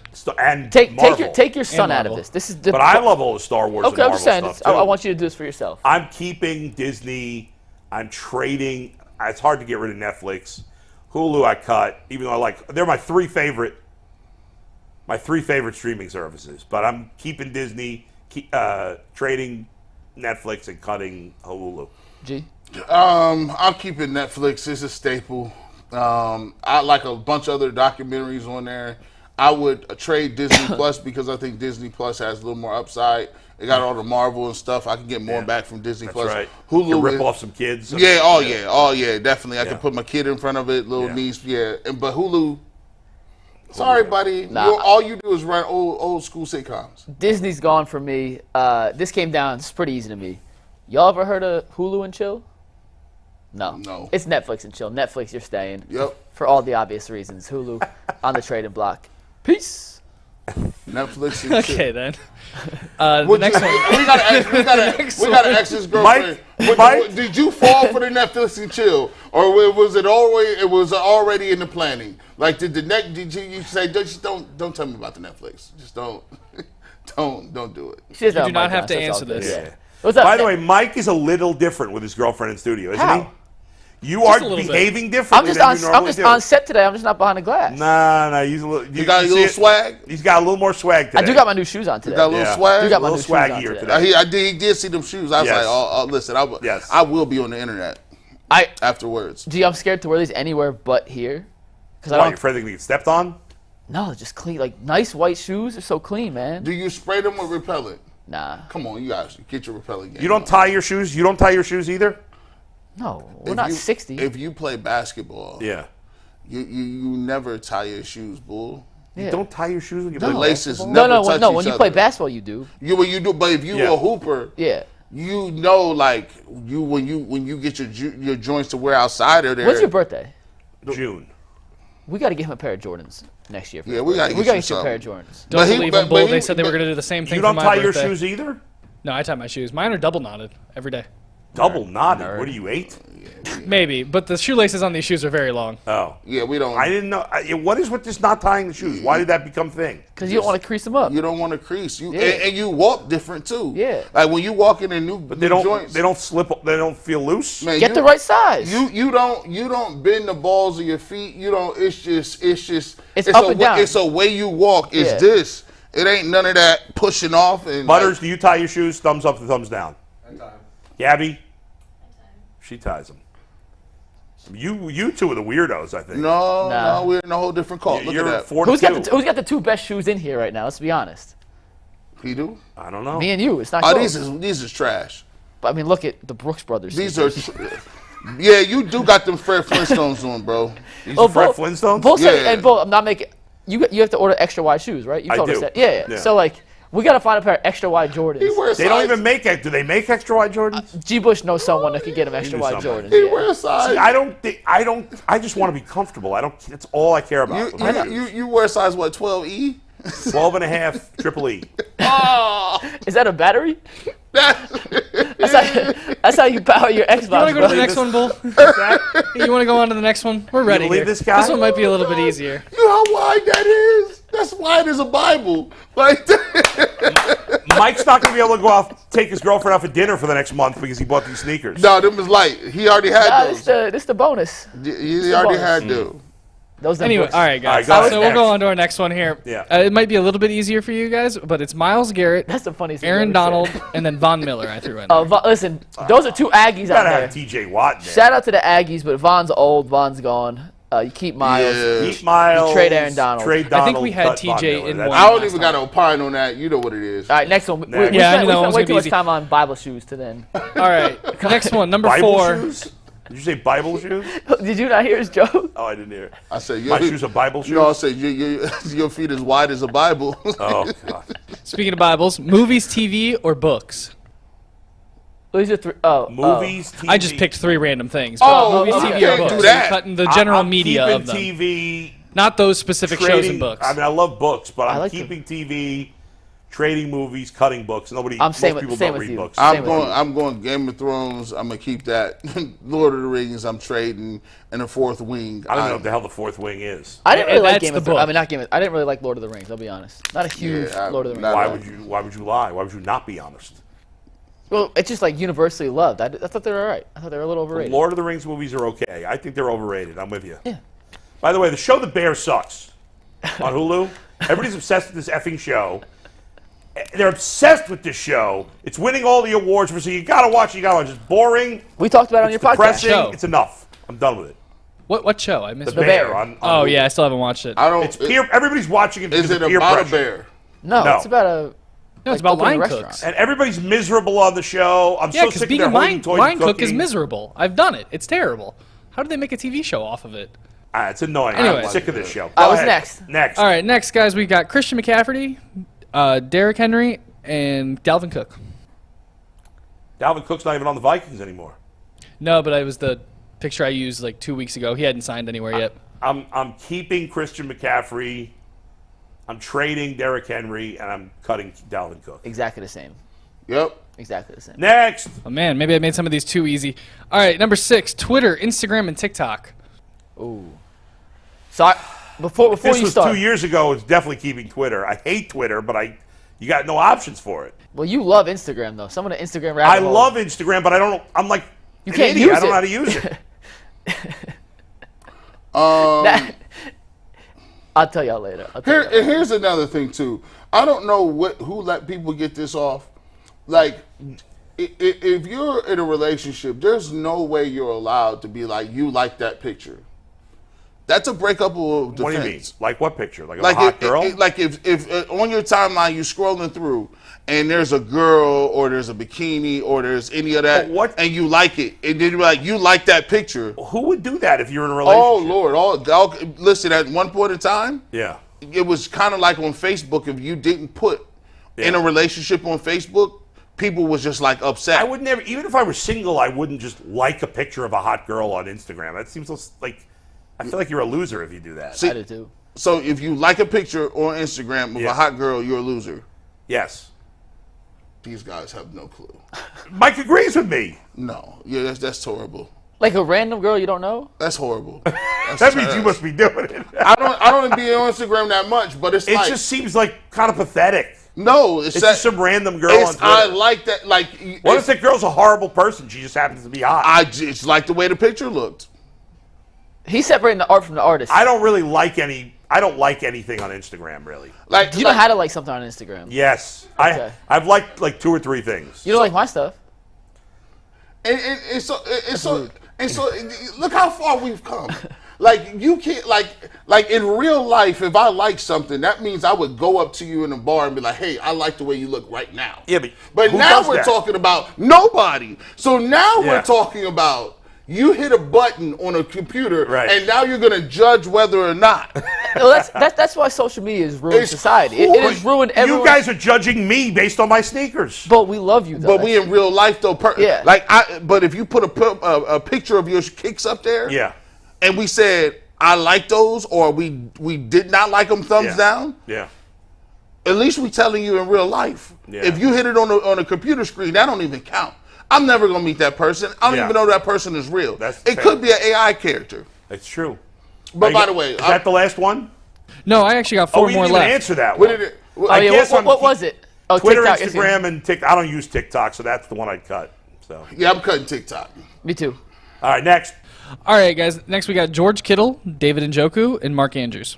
Oh, you're gonna make us. That's easy. Yeah, it's easy, but we got to cut the Brown.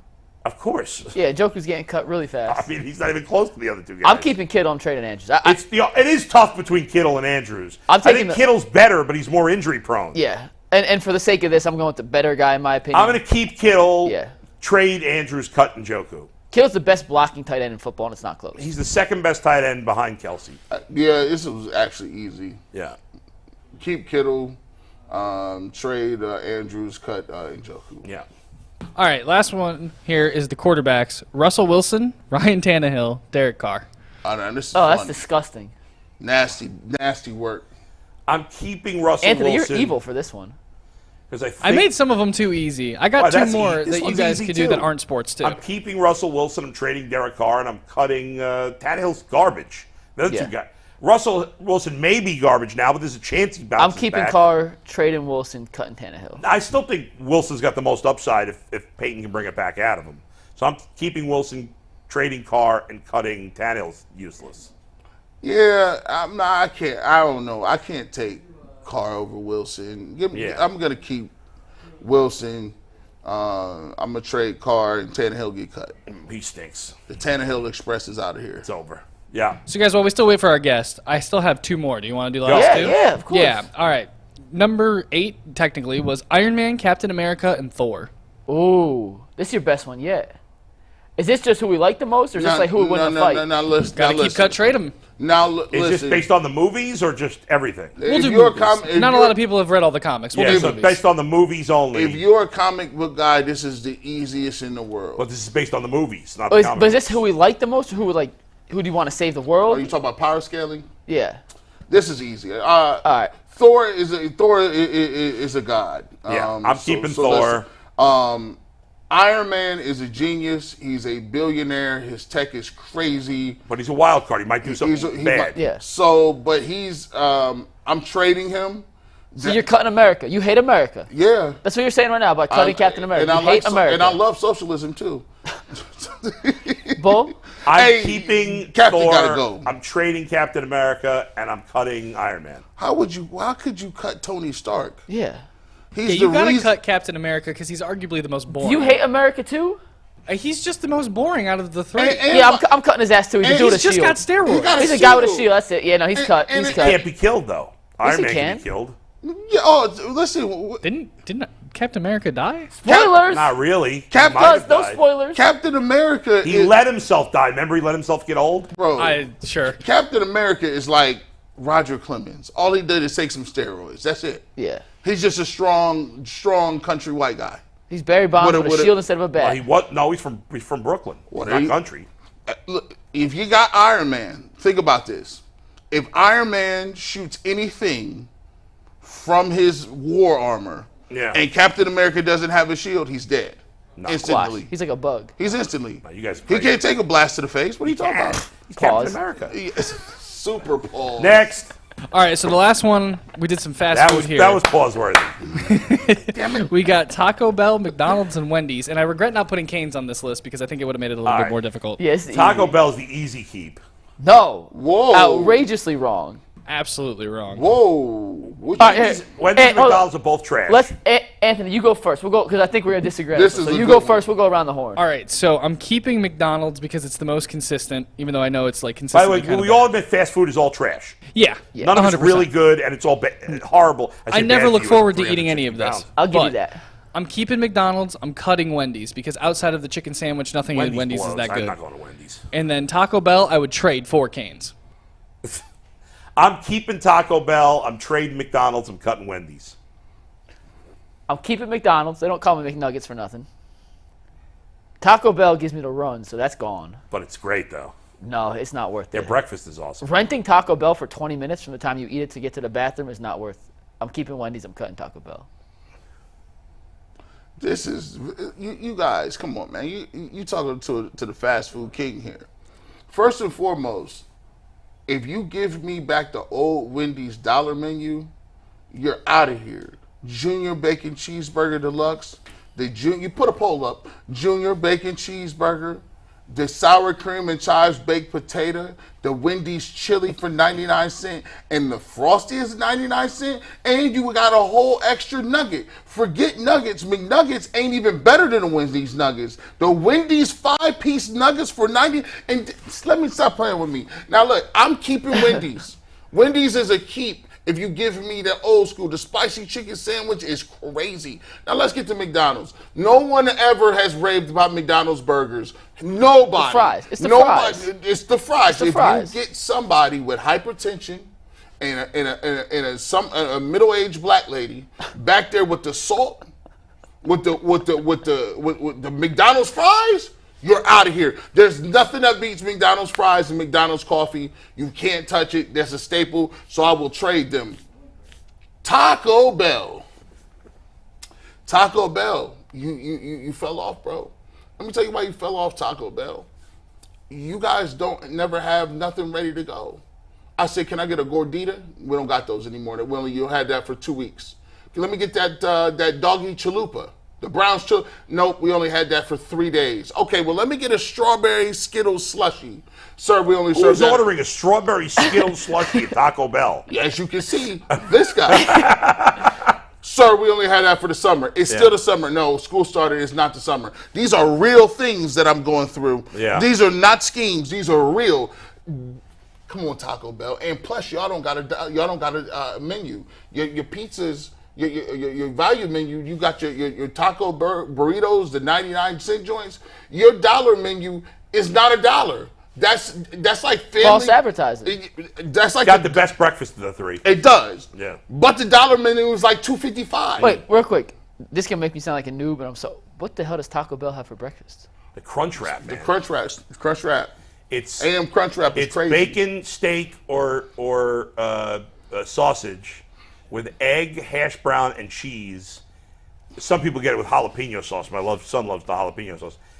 In like a burrito shell, and they fold it up and they like toast it. Basically, it's good. It's awesome. But I will for fast food, it's really good. Someone mentioned Mr. Hero in the chat, and you're just wrong. Mr. Hero's terrible. Mr. Hero sucks. Bad. Roman burgers are great for me. No, the Jersey Mike's is the best of the Subway place. Of the Subway Jersey Mike's places. chicken salad is phenomenal. Jersey Mike's is the best, better than Subway, better than all these others. Is James there, or I got a couple more quickies? No, we don't have James yet. So all if you guys want to, Steve Becker sent us. Steve Becker sent a few. The first one is he wanted us to ask your girlfriend to keep cut and trade between the three of us, which if she didn't keep you, that would be a problem. Honestly, if you had a mic on her, she would kill me right now. She would kill me right now. We don't want to put her in that position, so we'll ask the other ones. Okay. Steve Kerr, Eric Spoelstra, Ty Lue. I'm keeping Spoelstra, trading Kerr, cutting Lue, even though he won a championship first. That's a really tough one. I would agree with you, but there's no wrong answer. No. If you kept any of those three, I'd be like that's you're right. I'm gonna go with Kerr. I like his open offense a little more. If I was a defensive guy, I'd go with Spoelstra. I'm gonna trade Spoelstra. I can get something for him. I would unfortunately have to get rid of Ty Lue because he has superstars and has not delivered to the level I would like. Yeah, I mean, Spoelstra took a team that had no business going to the finals. Nobody. Otani, Judge, or Acuna. Despite the injury to Otani, I keep Otani. I trade Acuna because I can get the most for him because he's youngest. I agree. And I have to cut Judge. And he's I think you have to keep Otani. Like, there's no Otani's the best baseball player of all time. Yeah. Like, you can't do anything No, with him. you can't call him the best baseball player of all time yet. He's got to do it longer. He's the most talented baseball player of all time and has done stuff that we've never seen before. Judge has more of an injury history than Acuna. And he's a lot older. And he's older, so I think that's the right one too. Yep. This is the G. Bush special. DeJuan Jones, Imani Bates, or DT Ara. Before you answer, G, here you go. Yeah. Here you go. Okay. Thank you so much. I am keeping. This take is sponsored by Lemon Lime Kool-Aid. Get yours today. G, you go first on this one. Go ahead. I'm gonna go with. There's a right answer, by the way. There is. Man, I think DeJuan Jones is gonna start. I'm keeping DeJuan Jones. DeJuan Jones. Man,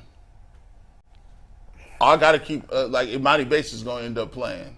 Like I trade him, he's gonna play. And I'm cutting DTR. I disagree. I'm keeping DeJuan Jones. I'm trading DTR. And say it right. No. Say it right. DTR. And I'm cutting Imani Bates. Can I see the Kool-Aid? There you go. As G said, what was your sponsored by? Lemon Lime. I gotta pick a different one. This take is sponsored by Lemonade. DeJuan Jones is the easy keep. He is by far has the quickest path to playing time and has shown the most potential of any three so far. Now you trade DTR because of this. Despite not playing in a regular season game yet, the Browns just got a 60 pick swap in exchange for DTR. He's never played a single snap. No, not in exchange for DTR. I mean, in exchange for Josh Dobbs because they believe in DTR so much. What's the most valuable position in all sports, G? Quarterback. So if you have a decent asset at quarterback, you could flip DTR in a couple of years for an even more valuable pick, despite the fact he may never start a game for the Cleveland Browns. So that's no knock against Imani Bates. You know me, big Imani Bates fan over here. Craig Porter Jr., what's up, my guy? That's our dude. But in this instance, unfortunately, you're cut. You know what? This is. You want to pass it back? By the way. We should do the take jar. Every time you get a take, you pass it back. By the way, Butters. Butters, real quick, get the rest of the Kool-Aid. You get the rest of the packets. This man, he just set us aside, bro. He just set us aside. Matter of fact, when we come in during the season, I think I'm going to prepare some Kool-Aid. I'm going to get it back there, and I'm going to get some sugar, and I'm going to put the Kool-Aid out here. Yeah, that's good. I'm going to make it on the set. Has anybody? There you go. Oh! So what you don't know is Butters actually brought in a whole bag of sugar.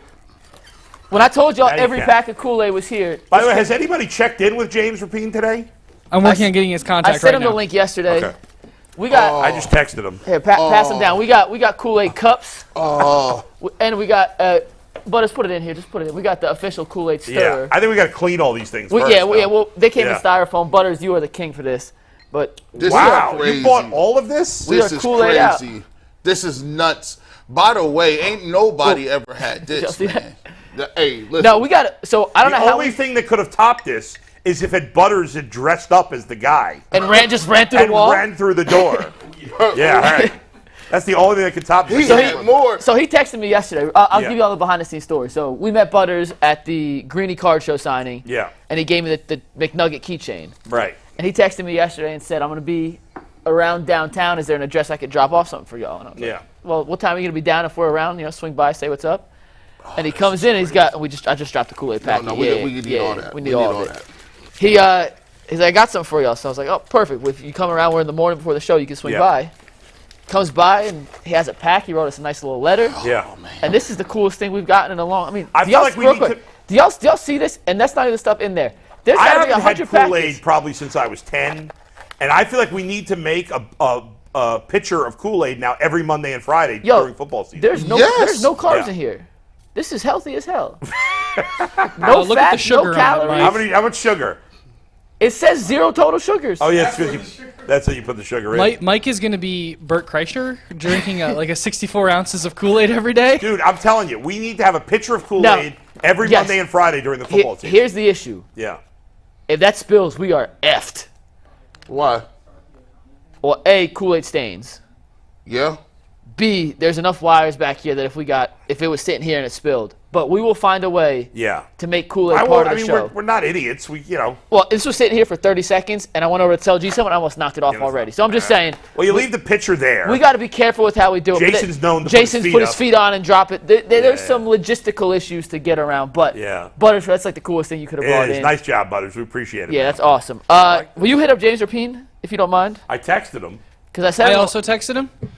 So if you guys want to we can do the Otani segment before him, and then as soon as he's ready, I'll bring him in. Well, you wonder, we talked about Otani in the keep, cut, or trade. I wonder, I was talking about this on my podcast this morning, like how much this is going to affect his payday.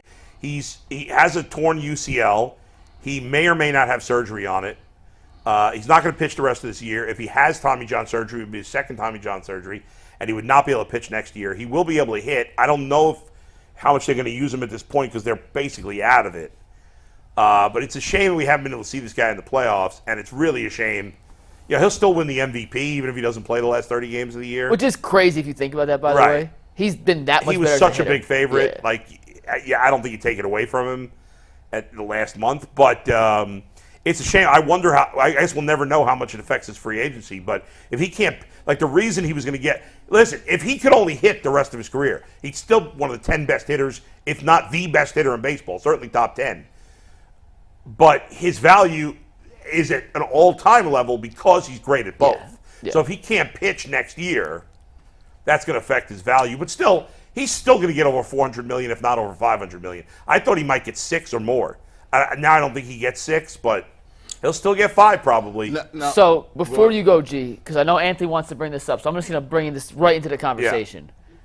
Yeah. Anthony was like, I need clicks to prove I could do this. What can get clicks? So I'm going to ask y'all a question. Yeah.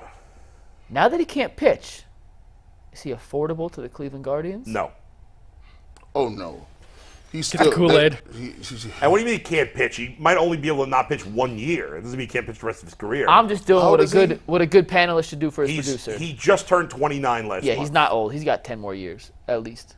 Now, like this, no, he's not affordable. Nothing like even if it came out that he could never pitch again the rest of his career, he'd still get over $300 million just for his hitting. Oh, I know. I was just asking the question. You're right. Now, could they now with the Angels trade deadline is over, right? Yeah, you can't be traded. Oh. He's gonna be a free agent. Oh. He's the Angels fumbled the bag on this so bad. I am not going to criticize the Angels. They tried to win. No. And here's the thing. I'm never going to rip a team for that. No. Yeah. They fumbled the bag before this last 2-month stretch where they went all in. Because they had, for the last 4 or 5 years, when he joined the Angels, 2018? I can't remember the exact. So I think either 19 or 18. So I think 5 years. They've had arguably the 2 best players in baseball over that stretch. Yeah. And have 0 playoff appearances. Yeah. 0. Well, Mike Trout's only been in the playoffs once. And he's been the best player in baseball for the last decade in totality. Yeah. The way, and I'm all for, I agree with them going all in. In hindsight, it was a terrible move. They should have sold Otani, recouped all the assets. Right.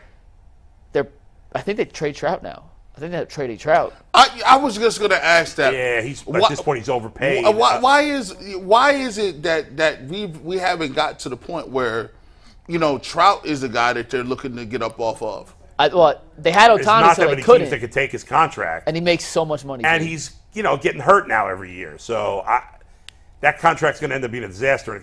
I've been very critical of the Guardians this year, more than I have in the years past, and we get mad when they don't sign players long term.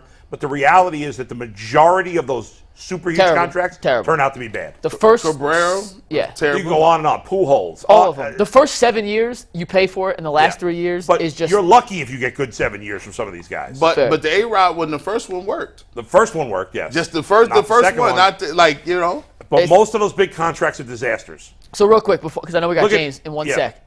Let's just play. We got James now? Yeah, we'll wrap this up with this Yeah. question. Give me the prediction right now. Where does Otani sign and for how much money? I think Otani goes to the Mariners for $500 million. Dodgers for $550. San Francisco Giants for $475. Nah, they always fall short.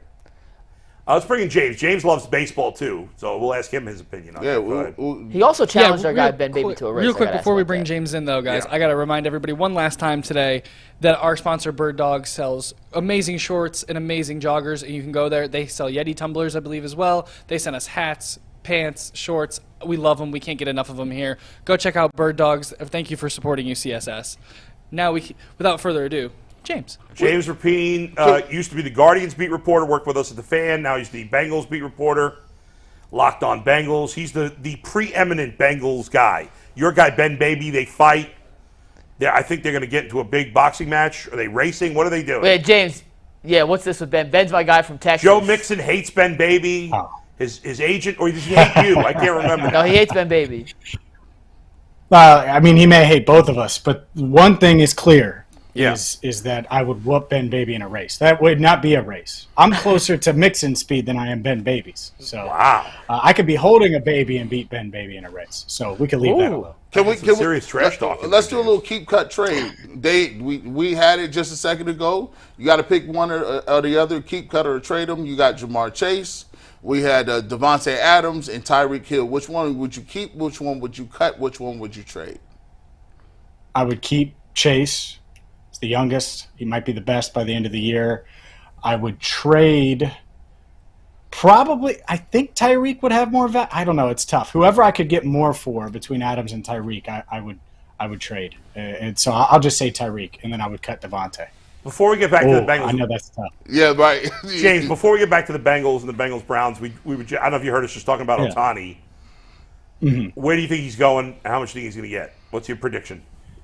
I think he's going to get more. I know everyone's floating that 500, and I know that's a ton. I thought it was more before this UCL. I would have said 600, but now with that injury, I think it gets knocked down. That's true. It might, but could it be like the Kevin Durant Brooklyn thing a few years ago in the NBA? I think Otani's in his own stratosphere almost. So I still think he might get that because there's one team that says he's still worth it, even with the injury. What team I would say 600. The Dodgers. Let's just go with the team that I think the Dodgers do have the deepest pockets. Well, James, I know we're on to talk Bengals here, and the question that all Cleveland Browns fans want to know right now is, how's Joe Burrow looking before this Week 1 matchup? Well, he's looking fine. Now, I haven't seen him throw since before that Week 1 preseason game against the Packers, but I know he is throwing regularly, and so I expect Joe Burrow to be just fine for Week 1 and be ready to go for that huge matchup to start the season. And so we'll see. But to me, it's more about when do we start to see him practice. I think him practicing, even if it's just some light throwing in front of media, would be a big step. And so maybe we'll see that this coming week. By the way, James, going back, I was joking about the Joe Mixon thing. But what actually happened that got him so worked up and got his agent should shut the hell up. But what happened? Well, I always thought Joe actually had a good relationship with the media there. What happened there exactly? Well, he does, especially when we're not supposed to ask. Certain people aren't allowed to ask questions, and he gets a bunch of softball questions earlier this week, which is exactly what ended up happening. To be quite honest with you, but that said, I don't know exactly why he was mad with me. I was one of the 4 reporters that his agent named, which was very nice. I agree with you about the agent part of it. Even if I wrote something that was offensive, that happens all the time. Welcome to the industry. I don't know, but it's okay. All I did really was talk about the contract stuff all off season. And let me run this by you guys. Do you think Joe Mixon from afar would be worth $12.7 million from a cap hit perspective? No. Because I was very critical of that. No way. There you go. Right, so no. I didn't say anything no one else thought.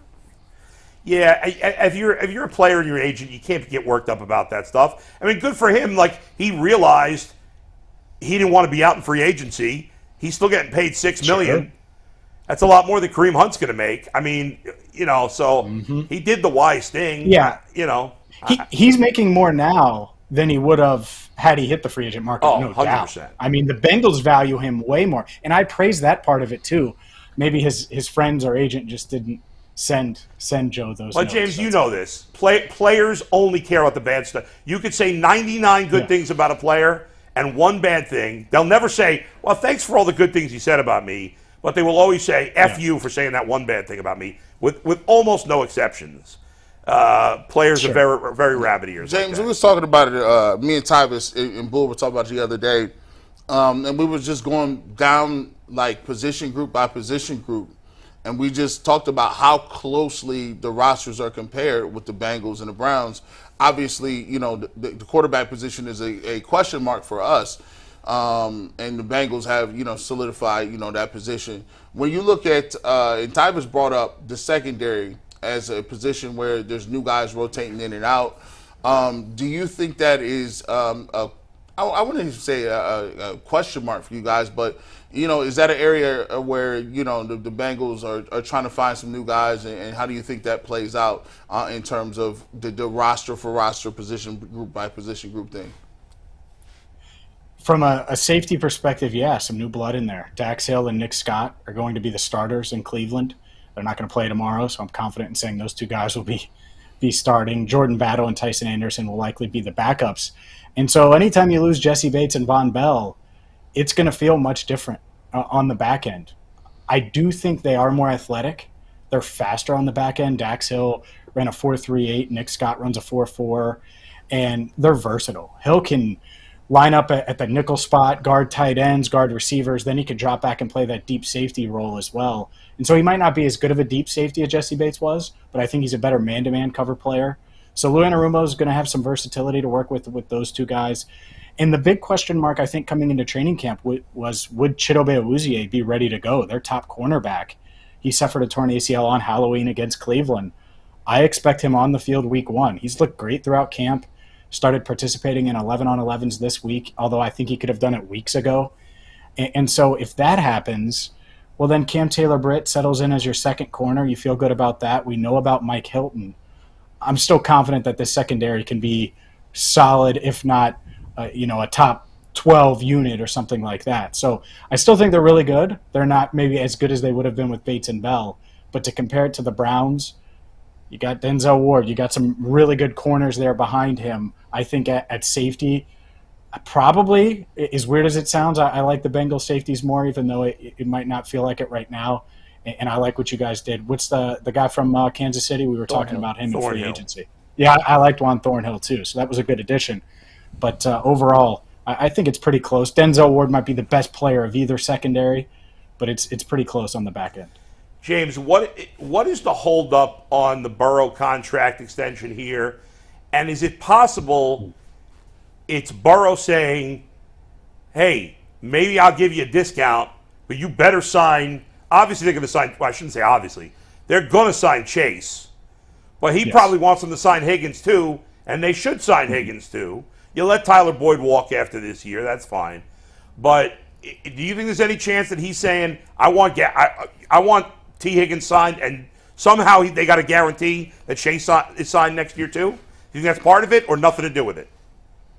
I think that, one, you're right. Chase is the priority when it comes to that wide receiver room, so I don't really question it. I mean, there's two guys that matter more than everybody else in that building, and it's Joe Burrow and Jamar Chase. So agree there.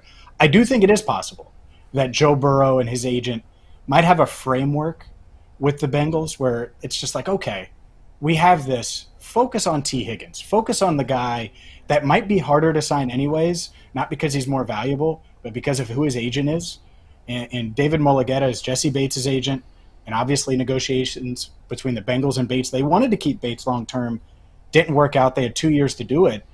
So maybe Burrow is going that route. It wouldn't shock me. I think that, fans have floated the idea of like handshake deals and all of those. I don't think that can happen because you have multiple agents and guys that are, these agents are trying to get their guys the most money. So I get that part of it. But could I see Burrow saying, okay, we're close, focus on T, we'll get this done before the start of the regular season?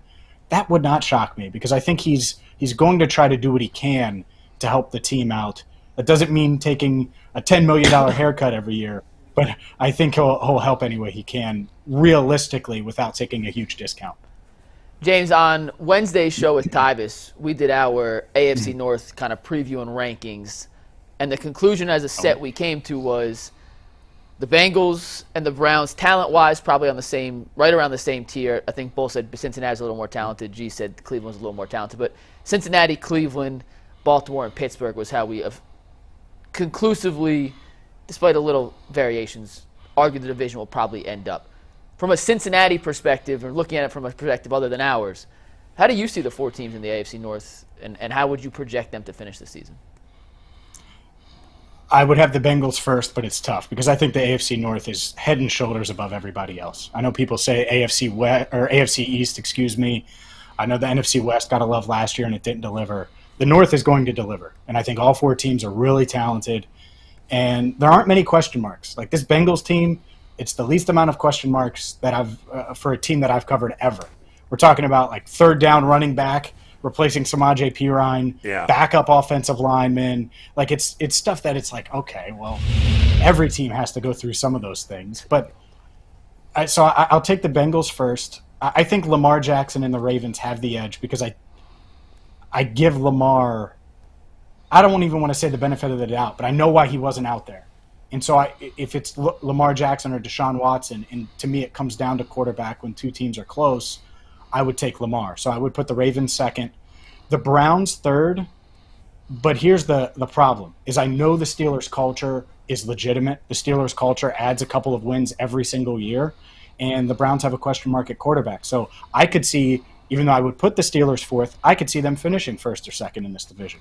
If some weird things happen, if Burrow comes back and he's not necessarily as effective, or if Pickett just has a really good year. So I think all 4 teams are capable of winning the division, but I'd probably have it Cincinnati, Baltimore, Cleveland, and then Pittsburgh.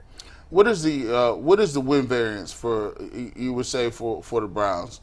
What is the highest you could envision them in wins and losses, and what is the lowest, kind of the floor for Browns in this division? If Deshaun Watson is the Deshaun Watson that was getting the Houston Texans to the playoffs every single year and just a nightmare for opposing defenses, then they could easily be in the double digits because I like their weapons. They have the best running back in the game, and by that I mean runner. I don't think you could take anyone else over Nick Chubb. Now, Christian McCaffrey, you can do different things with him. I get that, and there's some other guys in that mix. But to me, Nick Chubb's the best running back, and that matters with Deshaun Watson in that offense. And so I think that offense could be pretty dynamic with Amari Cooper. And obviously they've added some pieces over the past couple of years. So we'll see there. But if that happens, 11 wins? Like they could win the division, and 11 wins might get it done because I think these North teams are going to beat up on each other. The low end, 6, something like that, probably 6 wins if Watson isn't the same or there's injuries or whatever the case is. But they added to the defensive line. I know there's a question mark about Kevin Stefanski up there as well. We'll see. But overall, I think it's they should be pretty good. It's more about culture, Stefanski and Watson. If I know those things, I think the Browns will be right in the mix in a tough AFC. All right, James, the host of the LockedOn Bengals. Last thing, we talked about it. You mentioned it in the beginning. You think he's going to play. Percentage chance that Burrow plays week 1. Is it 100% or no? Oh, it's 100%, barring him tripping, at home or something happening where he re-aggravates it. Like if he just continues to do what he's doing and doesn't re-aggravate anything, then yeah, he's playing. And I think that's exactly what everybody expects in the building. Go ahead. It's such a certainty, how come he's not practicing at all? They're just being extra cautious? I don't think practicing. Go ahead. I don't think he's all the way back yet. I think that he's probably not even sore anymore. I mean, he's moving around fine. And we saw him go through warm-ups a few weeks ago. So I think he's good there. But, yeah, I think it's a cautious approach because you don't want this to linger. And so why not just keep him shut down? He's still working out. He's just not doing it in front of us. Like, I know he's throwing and going through, multiple different throwing sessions a week and lifting and doing all of those things. I just think from a go stand in the heat and practice full go, Give him as long as you can, which he's creeping up on that month mark. It happened on July 27th. So we're creeping up on that full month mark, and then I think we might see him next week early on, Wednesday, Thursday, something like that. That's the first practice, by the way, of next week is Wednesday. There you go. James does one of the best podcasts on Locked On, without a doubt. Check out Locked On Bengals. James, thanks, buddy. Good to see you. Appreciate it. Thanks, fellas. Appreciate it. Sorry I was late. I apologize. That won't happen again. It's all right. You got it. James Rapien. We do got to set up the Ben Baby versus James race. We do have to make that happen. He says it wouldn't even be a competition. I got text. I'm texting Ben right now. How old is Ben, by the way? James is like your age, I think. Ben's a little older than me. Yeah. All right. Does anybody besides us care about that? No, just for fun. No. I'm just curious. Yeah. Mixon's agent crushed Ben. Did you talk to him about that? I didn't hear what he said. What was it about? Well, Ben was reporting on the legal play out. And I guess Ben, I will say this: Ben, in terms of fans, he probably doesn't get a ton of support because he's clearly like the one Bengals beat reporter that's not a fan. Yeah, he probably gets a lot of the crap that I get. Or he did this at A&M. He was the best journalist on the A&M beat and the most hated because it's clear he's not rooting for the team. He asked the tough questions. He would never sugarcoat anything. Right. Like Ben is a journalist through and through by the book. All right, what do we got coming up in overtime, Anthony? We're doing viewer questions today on overtime, and I promise we're actually doing them this time. All right, we'll see you on overtime on a big Friday show.